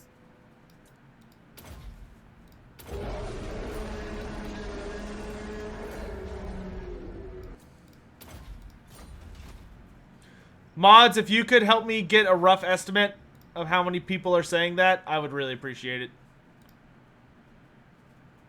Godzilla 2021, thanks for the very generous tip, my dude. Use this for more keys or don't. My mind's telling me don't, but my body's telling me do. Okay, let's get rid of that. Get rid of you. Did we get Rachnik? Yeah, we did. Awesome. So we will hire Rachnik and Karak Norn once it's fully upgraded. I got me brother. A scheme worthy of Skarsnik. I'll wait for one of the mods to give me a number. Looks like it's not as many people as it was earlier, so that's nice. I think most people are off watching, like, Legend of Total War stream or something.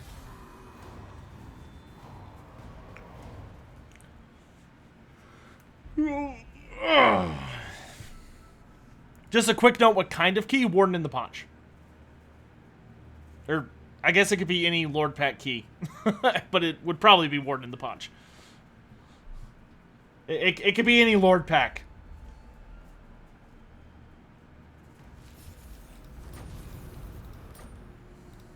Who needs killing?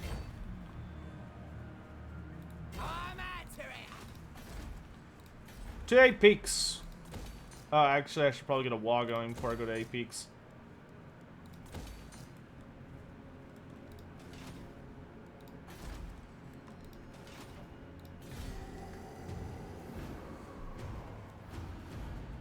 Who's my favorite all-time Warhammer Fantasy character? My favorite character is Tehenn.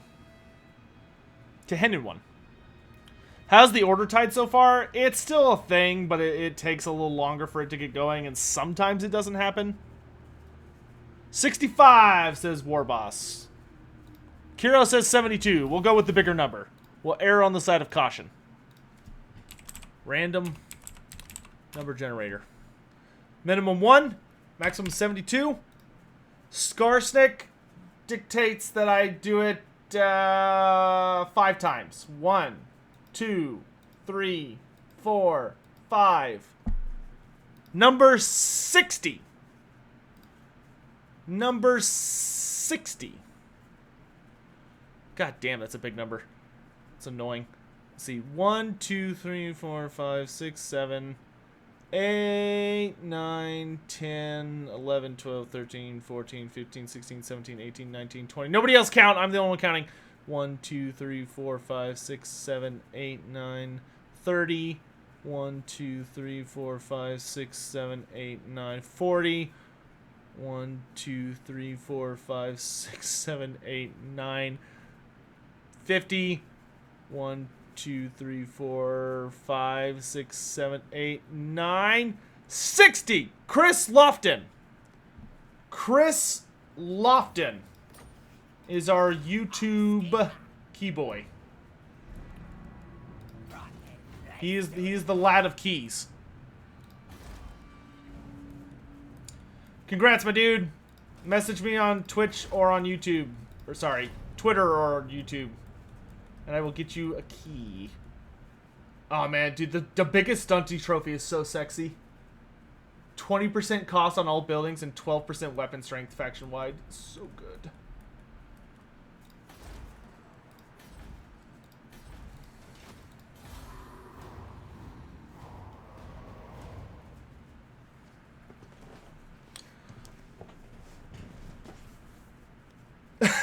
I love the guys on Twitch. Wow, I can't believe I won while watching on both channels. Holy shit, Vlad killed Balthazar? Damn. First time I've seen Vlad do anything.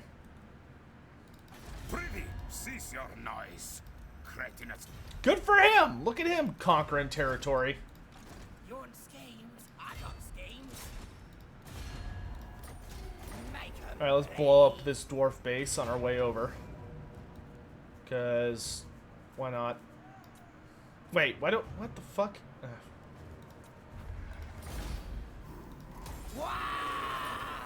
I don't know why I have a regular goblin unit in my army. It makes me angry. So what is this? Just, yeah, sack or raise 3 different dwarf settlements. Okay, so I'm just going to sack that and then run away.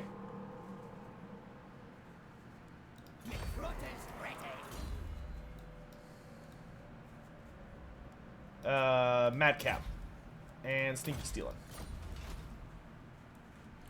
Are Noblars as evil as goblins? They're very similar.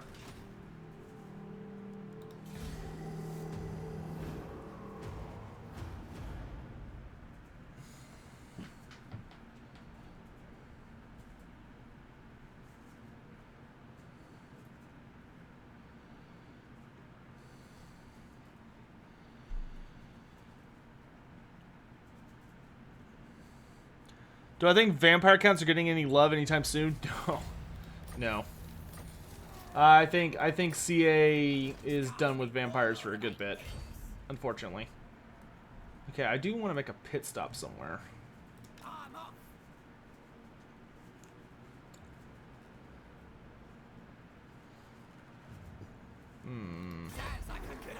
This seems suspiciously Skaven.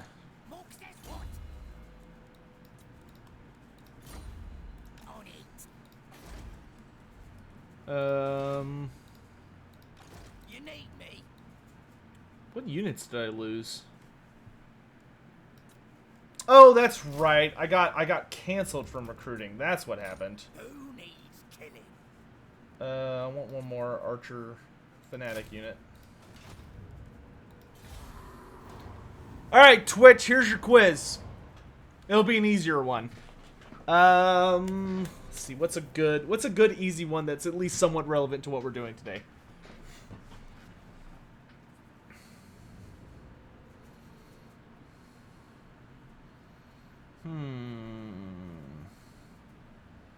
Oh, I'll ask you a questions. I'll ask you a question that I answered earlier today, Twitch. So my question is this: What was the original? What originally was Skarsnik's Prada? Don't answer if you don't want a key. What originally was Skarsnik's Prada? Henry 94. Professor Poe. Oh man. Professor Pone just comes in out of nowhere and he's like, it's a sex toy. Not quite. Henry 94, way to be quick on the draw there, my dude. Nicely done, nicely done. Please message me on Discord or Twitter and we'll get you a key. What you want? Move in.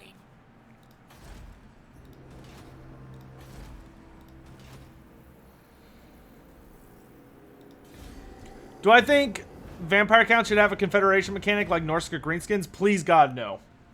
They should have a Confederation mechanic, but it should be something different. I don't even like that Greenskins got the Norska one. I wish it had been like tied to the wall mechanic or something. I don't like when races have repeat Confederation stuff. Oh my gosh, my eyes. Ugh. Skarsnik wears Prada.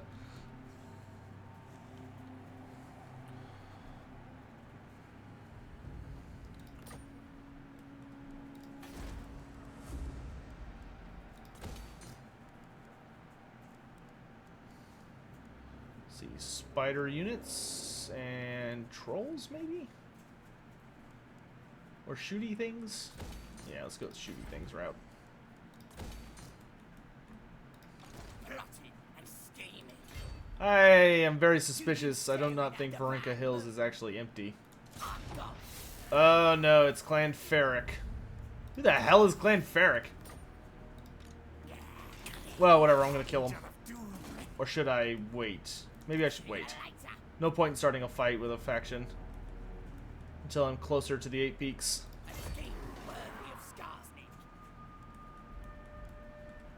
Alright, we'll let this building get a little bit upgraded and then we'll hire Arachnic Spiderclaw and get going.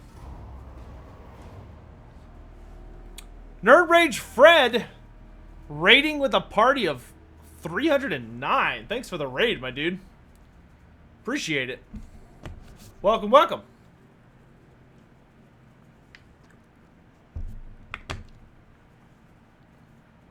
You just wiped out Skarsnik? How could you? That hurts my feelings. Rating like it's 2007. Was 2007 a good year? How's the campaign going? The campaign is going swell. Skarsnik is taking names, kicking ass. Belagar's dead.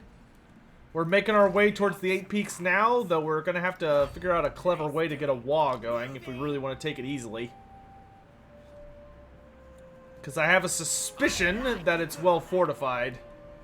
But we will see here shortly. Someone made a mod that gives lizardmen dragons. That seems grotesquely unnecessary. Yes, boss. Man, 2007. Man, I'm like drifting back down memory lane all of a sudden. Let's do pulling teeth.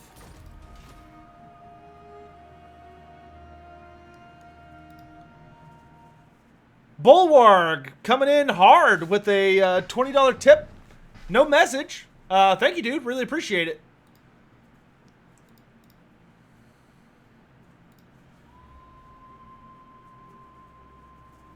Ugh.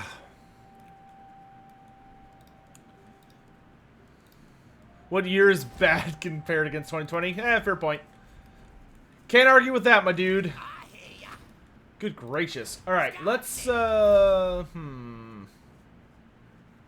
We could pick up Oglok the Orrible. I really would like to get shiny magic things. Or Sharon is Karen. Sharon is Karen, that upkeep reduction's pretty sexy. Let's focus on pulling teeth for now.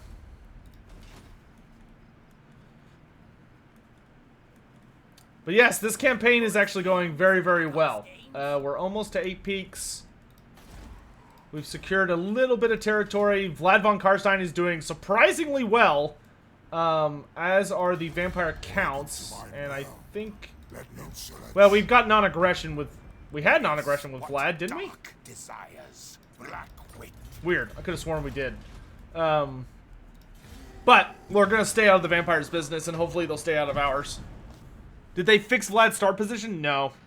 What's the skill dump thing on my Goblin Big Boss? It's a mod. I like to use a mod that gives 2 skill points for Lords only. Because it makes the AI a lot better, and it makes my personal experience a lot more fun. But it adds a skill dump onto all characters, so if you end up getting too many points, you can just throw them in there. But I don't need it for heroes, because it only gives me 2 points on Lords. Somebody just failed a wah, but it wasn't me. My wah was awesome. Alright, let's make this guy immortal. I really want to sack Iron Rock, but he's just kind of sitting on it. Whoa! The dwarves control Black Crag? That's a bummer. Oh my gosh, that already is terrifying. I mean, it's certainly beatable without too much effort, but at the same time, it's like, that's a lot of high-tier units you got there, bro. Oh, man. Okay, so Skaven control Carrick 8 peaks. But it seems like the dwarves control just about everything else. Grand. Okay, I'm actually going to need you down here. And now there's a disease in Carrick Bufdar, my favorite. I always thought Vlad was the son of Manfred. No, other way around. Do the Warlord's boys still lose their armor sundering if you give them poison? I don't know. I can check.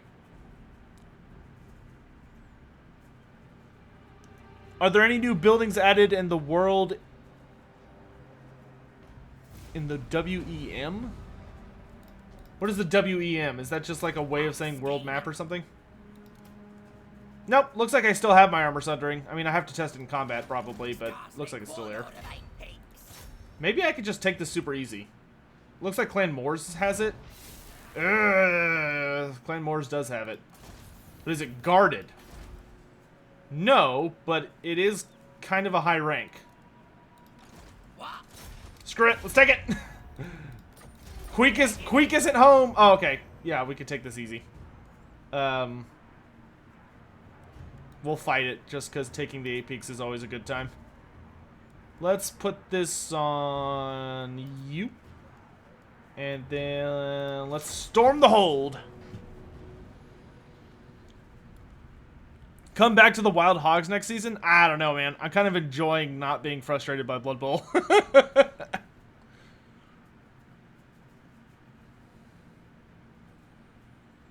Oh, World's Edge Mountains.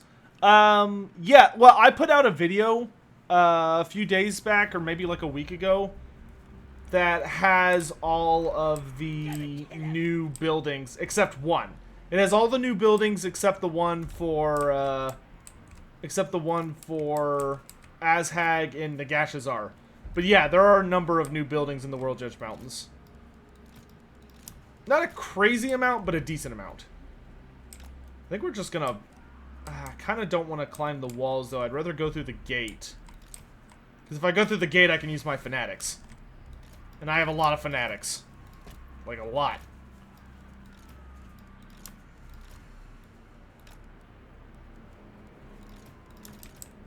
Can I hide these things anywhere?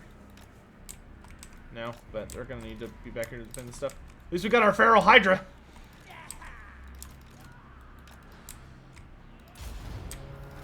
Okay, let's bust that gate open. Send the Hydra in. And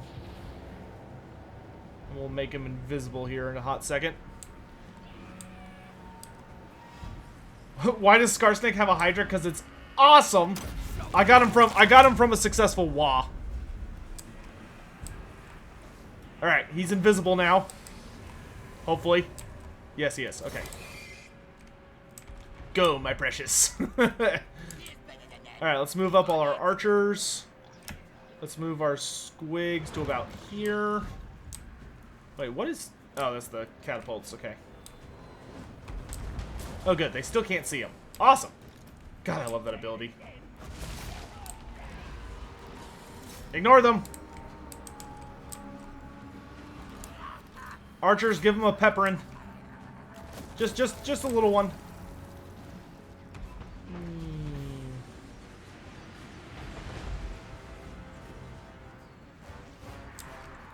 Good job.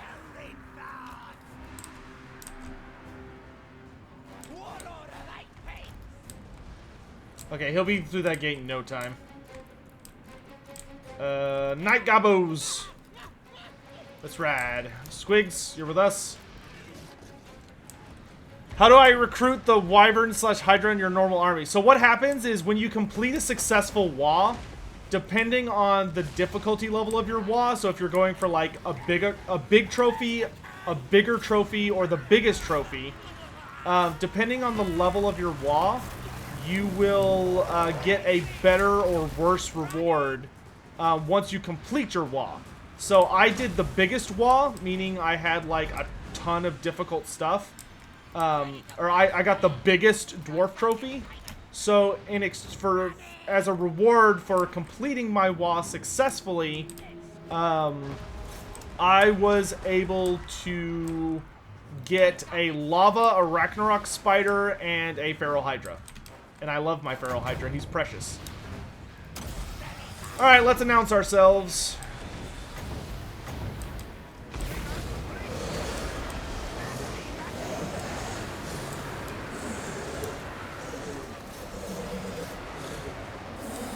Those are halberds, so I'm gonna let my goblins start.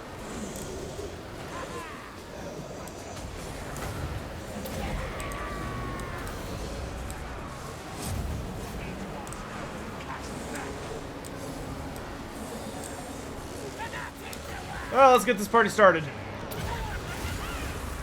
Ah, busted.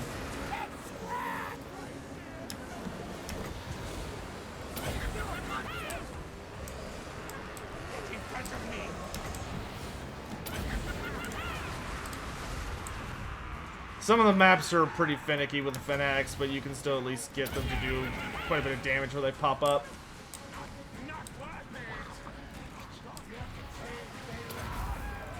Alright, Hydra, have fun. Squigs! Get your bouncing booties in here. Haha, nerd.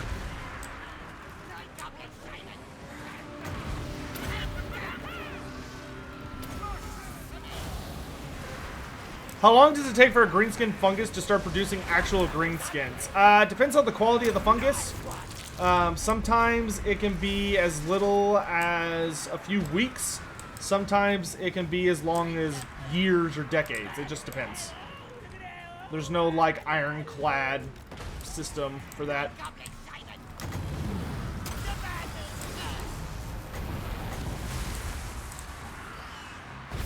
Wait. There. Ah! Oh, that was such a good cast! Ha ha ha ha! What a good bad moon, dude. And launch. Pew, pew, pew, pew, pew. Good boy! Good boy! Alright, let's get some fermented fungi on this nerd and kick his ass. Wow, that completely annihilated that entire front guard.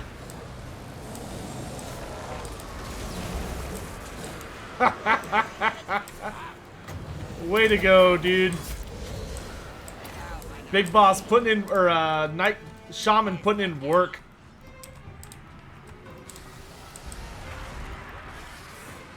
Rat ogres. Get moving, I got this.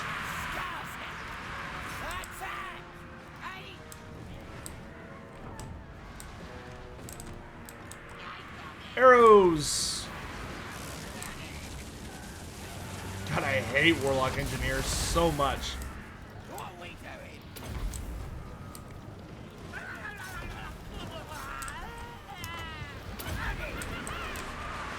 Yeah, the fanatics are just completely busted on this map. It's super annoying. Well, we'll get what use we can out of them. They're doing some damage, at least.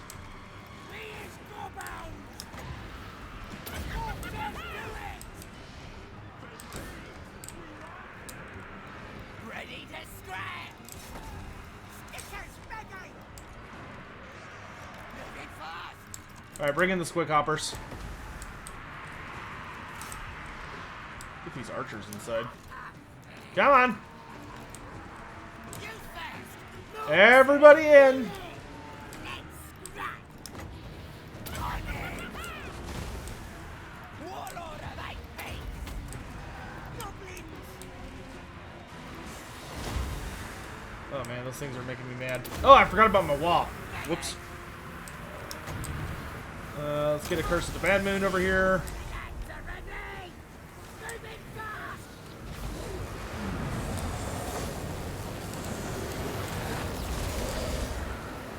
Oh, that's not good.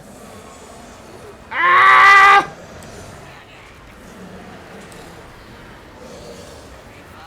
Wow, that completely fucked my entire archer line. Ah, Bad Moon, what the fuck? Whose side are you on? Goblins! Stickers ready! This one's a biggie!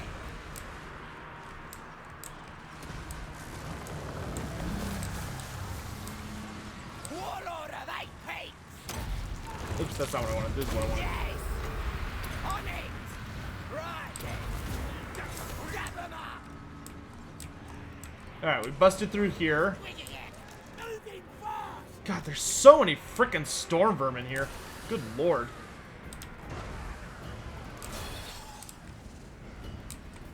What a blaster! Get a killer! Oh, okay, they shattered. Yeah! Carrick Apex is ours! Good lord. That Bad Moon did more damage to my entire army than any of the Skaven.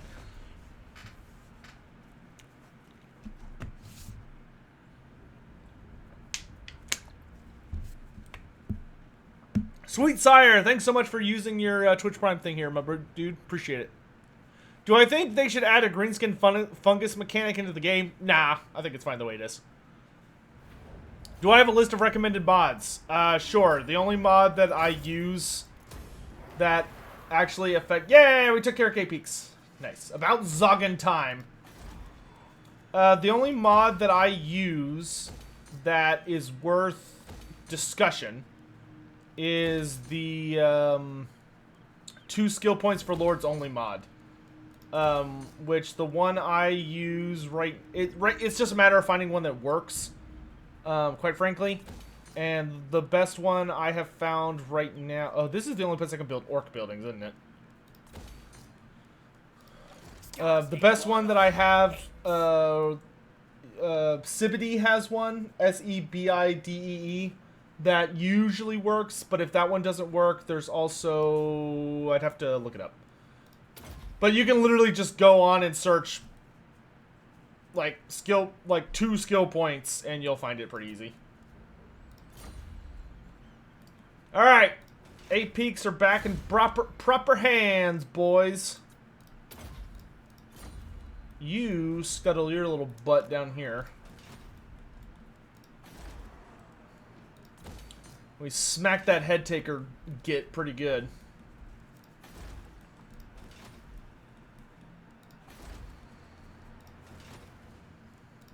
I got plans. Yeah, the dwarves are very strong right now. The dwarves own a disturbing amount of territory. Did I just beeline for 8 Peaks? Yep. Does the 2 skill points for Lords apply to the AI? Yes. It makes the AI scary as well.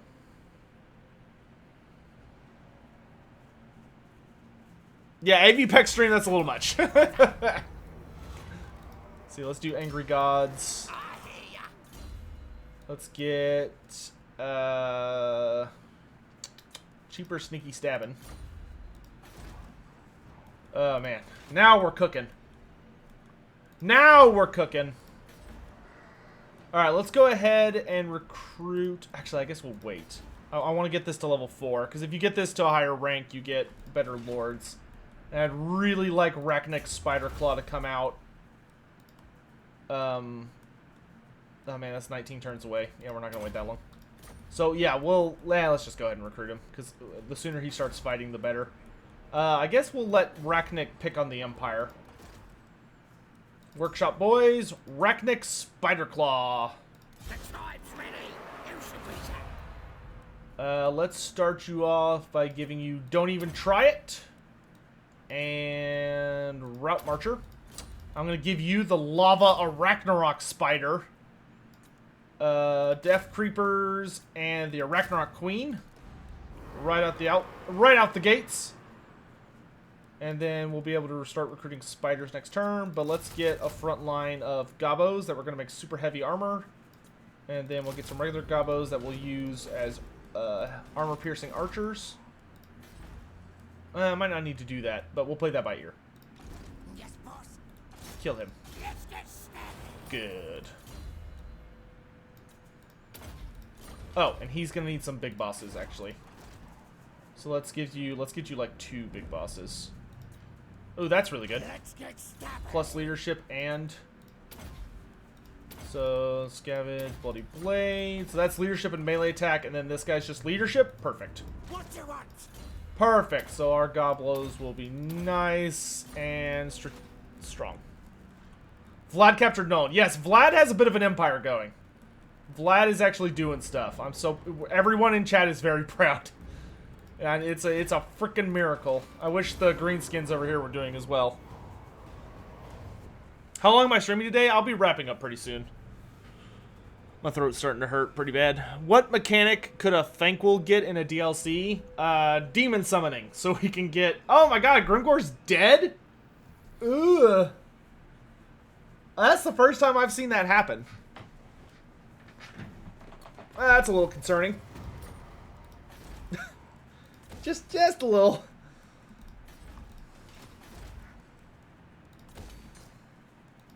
Yes, boss. Talk once me. What you want? All right, I'm off. Yeah. It's only turn 57. He's already been completely wiped out. That is literally the first time I've seen that, though. Oh, spiders. Oh, give me all the spiders. All the spiders. See, what can I put on Spider Rider archers? I can have them shoot quickly, so if I want armor-piercing arrows... Well, I'm not going to need armor-piercing arrows. I have Arachnox. So let's get rid of the regular archers. But I will keep the infantry Gobbos. Because we're going to run them as tanks. I'm special. Because you give them scrap armor, which will get them up to 57 armor.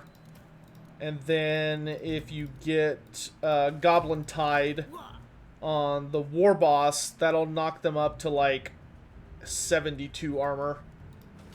Which is pretty tanky, especially for a Goblin. Oh, I'm running out of money. We're going to have Carrick Izor just focus on the Muns. Supreme ruler of 8 peaks. Oh, in fact... Well, we're going to start raiding and stuff. We're going to start fighting the dwarves here in a hot second. Slidemizer, I'm going to need you down here. God, I can't believe he owns everything around here. That's nuts. Wait, the vaults are about to rebel against me? That's down here, right? Yeah. Oh my god, our public order is so bad. Frickin' Skaven, dude. What are my thoughts on Ungrim's new ability that it gives Slayers? I haven't noticed it. I'd have to go specifically look at it, because I literally have not seen it.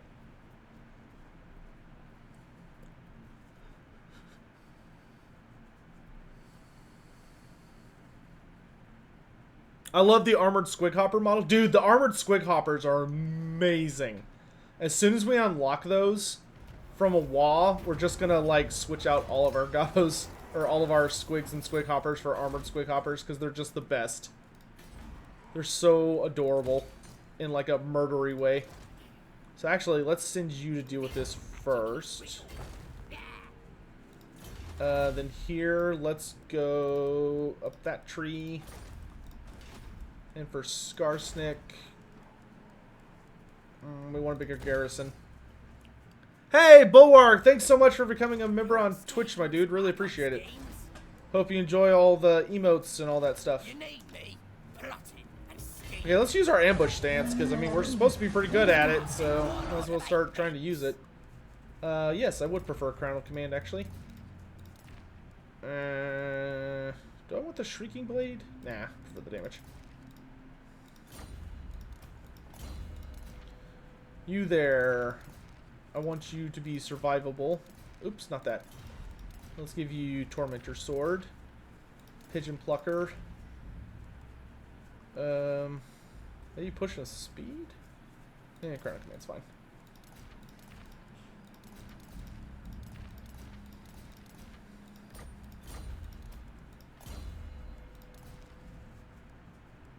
Oh yeah, Squig mascot. Gotta have a Squig mascot.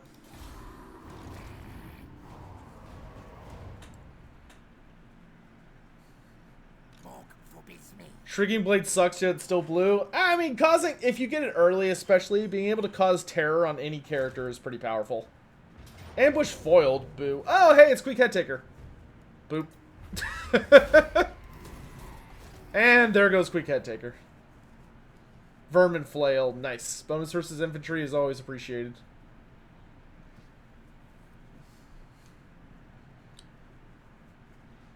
Are there any notable characters that are not dwarves that use Gromrel armor or weapons? The most famous character that wears Gromrel armor that is not a dwarf is Karl Franz. His armor is the armor of the Emperor traditionally is in the lore is made out of Gromrel, which is why Karl Franz's armor is very, very tough and solid. And actually does its job well of keeping him, the Emperor, alive. Despite the many powerful weapons of his opponents. Oh yeah, now we gotta do the important thing. Da biggin! Because Skarsnik just needs to biggin. I don't know. I don't have a good excuse for it, I just want it. We might get rid of these guys, since I've got enough AP coming in from those dudes. We just lost all our squigs, didn't we? Yeah. Who needs killing? But everything's so expensive. The tribe's ready. It's a little faster. Anything you say.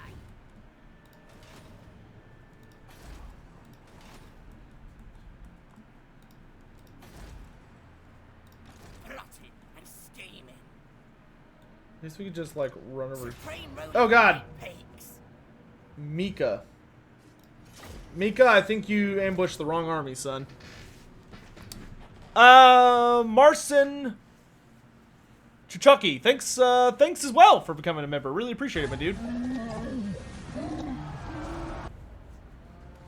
Skarsnik needs to bigot. Is he compensating for something? Nonsense! Skarsnik's got Gobbo. He doesn't need to compensate for anything. What are those damn rats? To my left. Yeah. Archers fall back. Everything else that's big, just start killing things. You guys drop your war machine, run.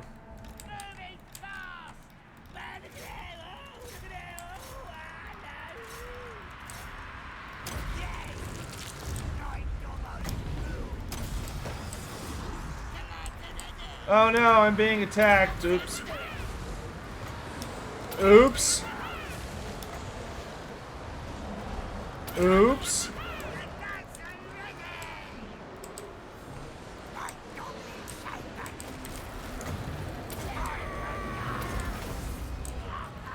If only I had infinite fanatics. Oh wait. That's precisely what I have. Give up yet? You give up yet, Raddies? I could do this all day. My god, I love fanatics. They're just the best thing in the universe. I mean, yeah, Debickin's cool too, I guess. How do I have a Hydra? I got it from a WA. I had a wonderfully successful WA, and I was rewarded with a Hydra for my efforts. I also got a lava Arachnarok spider. You may be interested to know. Get over here.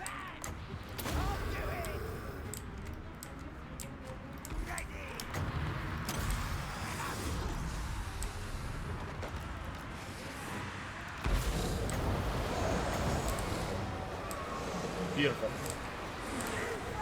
Brings a tear to my eye. Alright, we need to deal with this little bastard back here.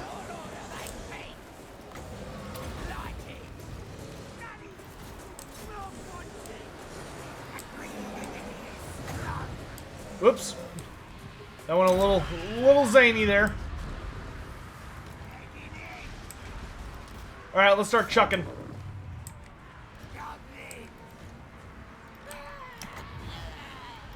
More fanatics.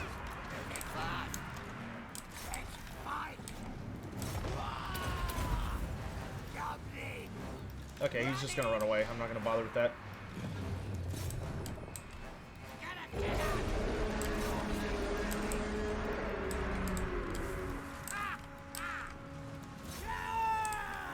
Is that asshole standing on front yet?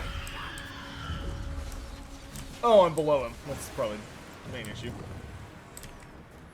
Do I think Fanatics will be much more popular in multiplayer? Yes. I have played a number of multiplayer matches against Turin and stuff, and let me tell you, new Fanatics are a little OP. And by a little, I mean a lot. There he is. Mow him down!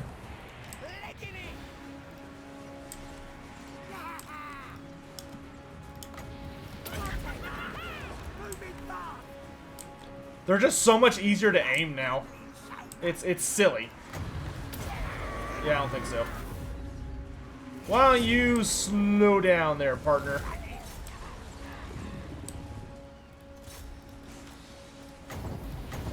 I want him dead. You hear me? Dead!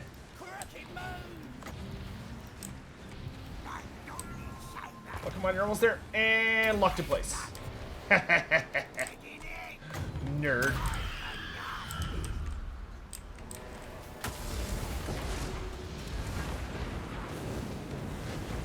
Well, that was a big old waste. Ooh, good hit!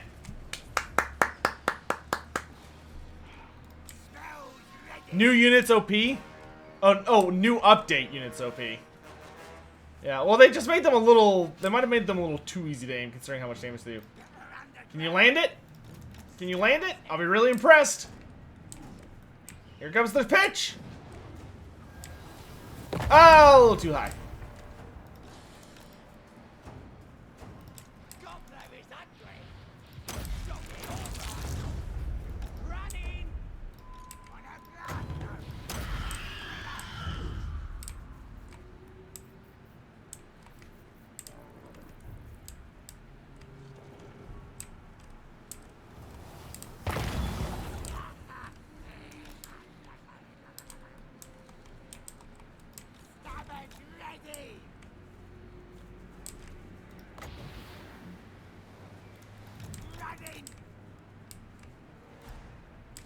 A little closer. Oh, close.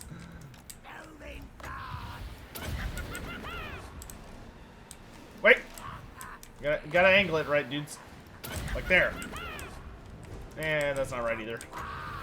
Maybe there?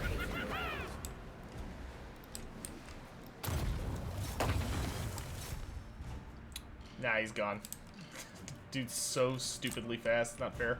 Why'd you stop? I told you to... Oh, whatever. You got any more? Nah, he's out.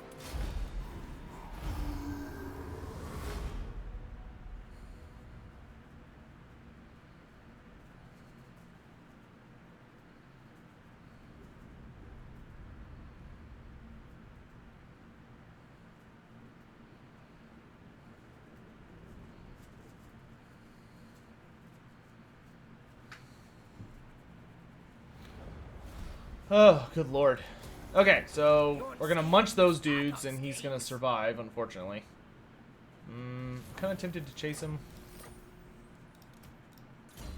What do we got here? Let's go ahead and pick up Ambusher and Backstairs Boys, because we're gonna be trying to do a lot of ambush shenanigans, but unfortunately it's kind of hard with Skarsnik. Let's get Vindictive Glare. Oh my gosh, yes, I'll check in just a sec, hold on. What's slower, the Higher Titan or the Effigy? I think the Idol of Gork is like the slowest model in the game. Okay, that dude's dead. Now I gotta go heal up again. Give me... Let's get out Cleverin so we have like the maximum chance to ambush. And you, let's get Night Shroud. Carrick 8 Peaks. Oh god, I want a Shaman Hut, but we need to conserve our money. Now they'll see. What you want? Let's see. Thanks so much to Kira Haas for the $5 tip that says that's Skaven smoothie. And Dosik says, thanks for the tip. This is the best Greenskin sport I've ever seen. Take bets on Rogue Isle flinging rocks at a Skaven. Yep. It's super fun. Though nothing will make me laugh as much. If you go watch my my Grimgore live stream, I did one Grimgore live stream a few days ago, like a week ago. And during that live stream, about halfway through, I fight the Beastmen. And there's a clip in there that was, I was almost crying. I was laughing so hard because like this Beast Lord's running away from Grimgore, just like hauling butt trying to get to safety. And he had a Cygor, and the Cygor just like launches a boulder, and it just lands smack on the Lord of the Brayherd and kills him instantly. It's freaking hilarious. All my squigs are dead. And squigs are expensive to recruit globally. Eh. On it. Yeah, on it. Freaking rats! It's disco.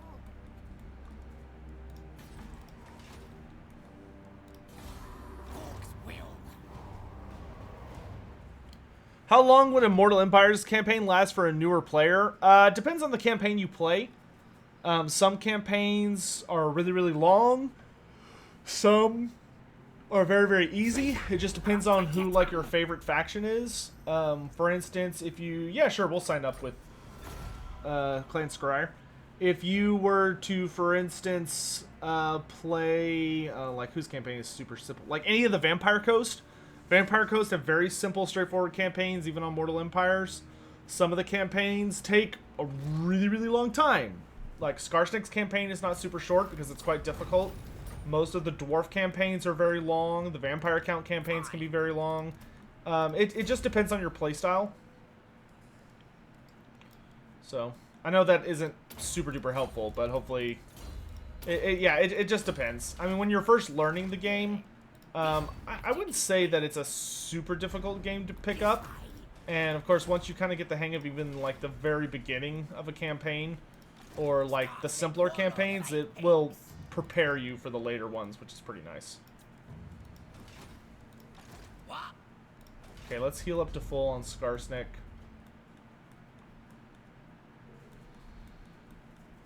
My big boss is just about back.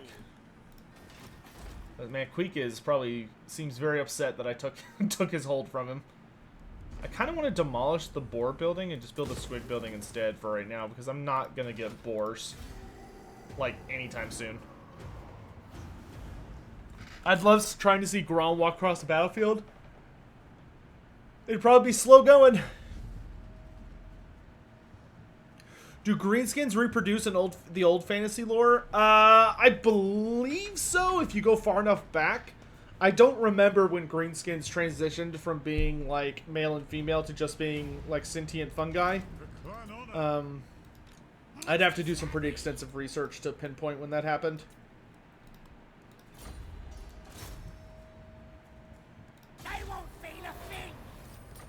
Man, I love how cheap the Goblin Big Boss actions are with Skarsnik.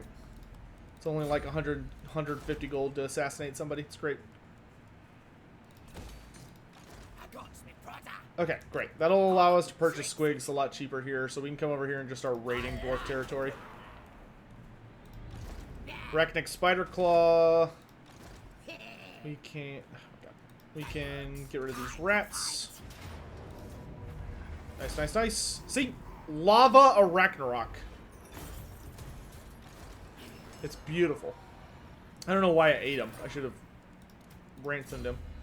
Alright, and then here let's do elusive, so we can make these guys nice and survivable. Carrick Izor, bigger money. Yes, please.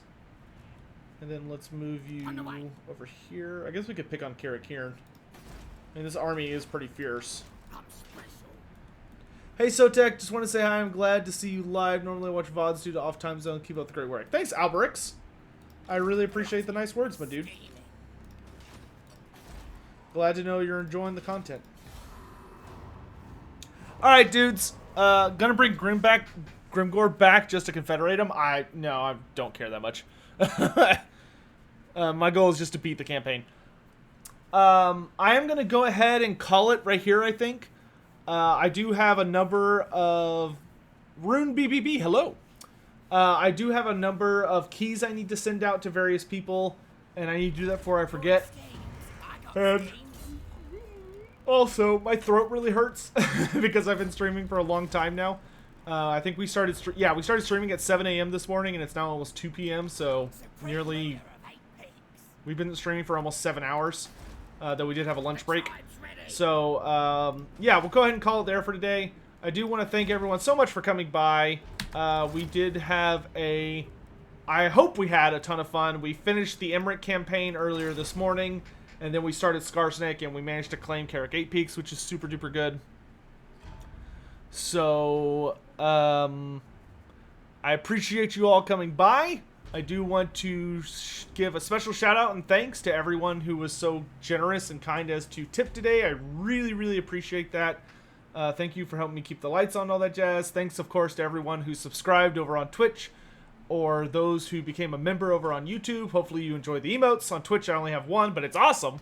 And on YouTube, we actually have a little plethora, but of course you can only use them here, which is kind of stupid. But in any event, I hope you all have a great day. I am working on some other stuff that'll be coming out on the YouTube channel soon. If you're over on Twitch and you have no idea who I am, I'm Lore Master of Sotek. Primarily, I'm over on YouTube. I am the lore guy, guru for Warhammer Fantasy. It is my life and blood, and I feel very confident in saying that when it comes to modern Warhammer Fantasy, at least 6th edition forward, there's nobody who knows it better. It's my brand. And I have a YouTube channel that's completely built around Q&As and lore videos and stories and maps and all sorts of other crazy stuff. So if you'd like to see any of that, feel free to drop by. And for those over on YouTube or Twitch, I did put out a new video this morning. It was episode 10 on the Ogre Kingdoms Q&A, which officially put us over 300 minutes of answering lore questions about ogres. Tertogo, Belagar. Belagar is easily harder than Skarsnik now. Skarsnik is still kind of hard, but Belagar is like way harder. So, thanks again to everyone. Whether you're just lurking, or you subscribed today on YouTube, or followed on Twitch, or subscribed on Twitch, or membered on YouTube, or just left a tip in the tip jar. I really, really appreciate the support. I hope you all have a wonderful day. I hope you all are taking care of yourselves, washing your hands, staying safe. I know some people have gotten sick. It does not sound pleasant. So be sure to take care of yourselves. Wipe your hands down. Try not to, wash your hands before you touch your face, all that jazz. I'm going to go take a nap because I'm tired. So, thanks for joining me, guys. I will see you next time. And until then, bye.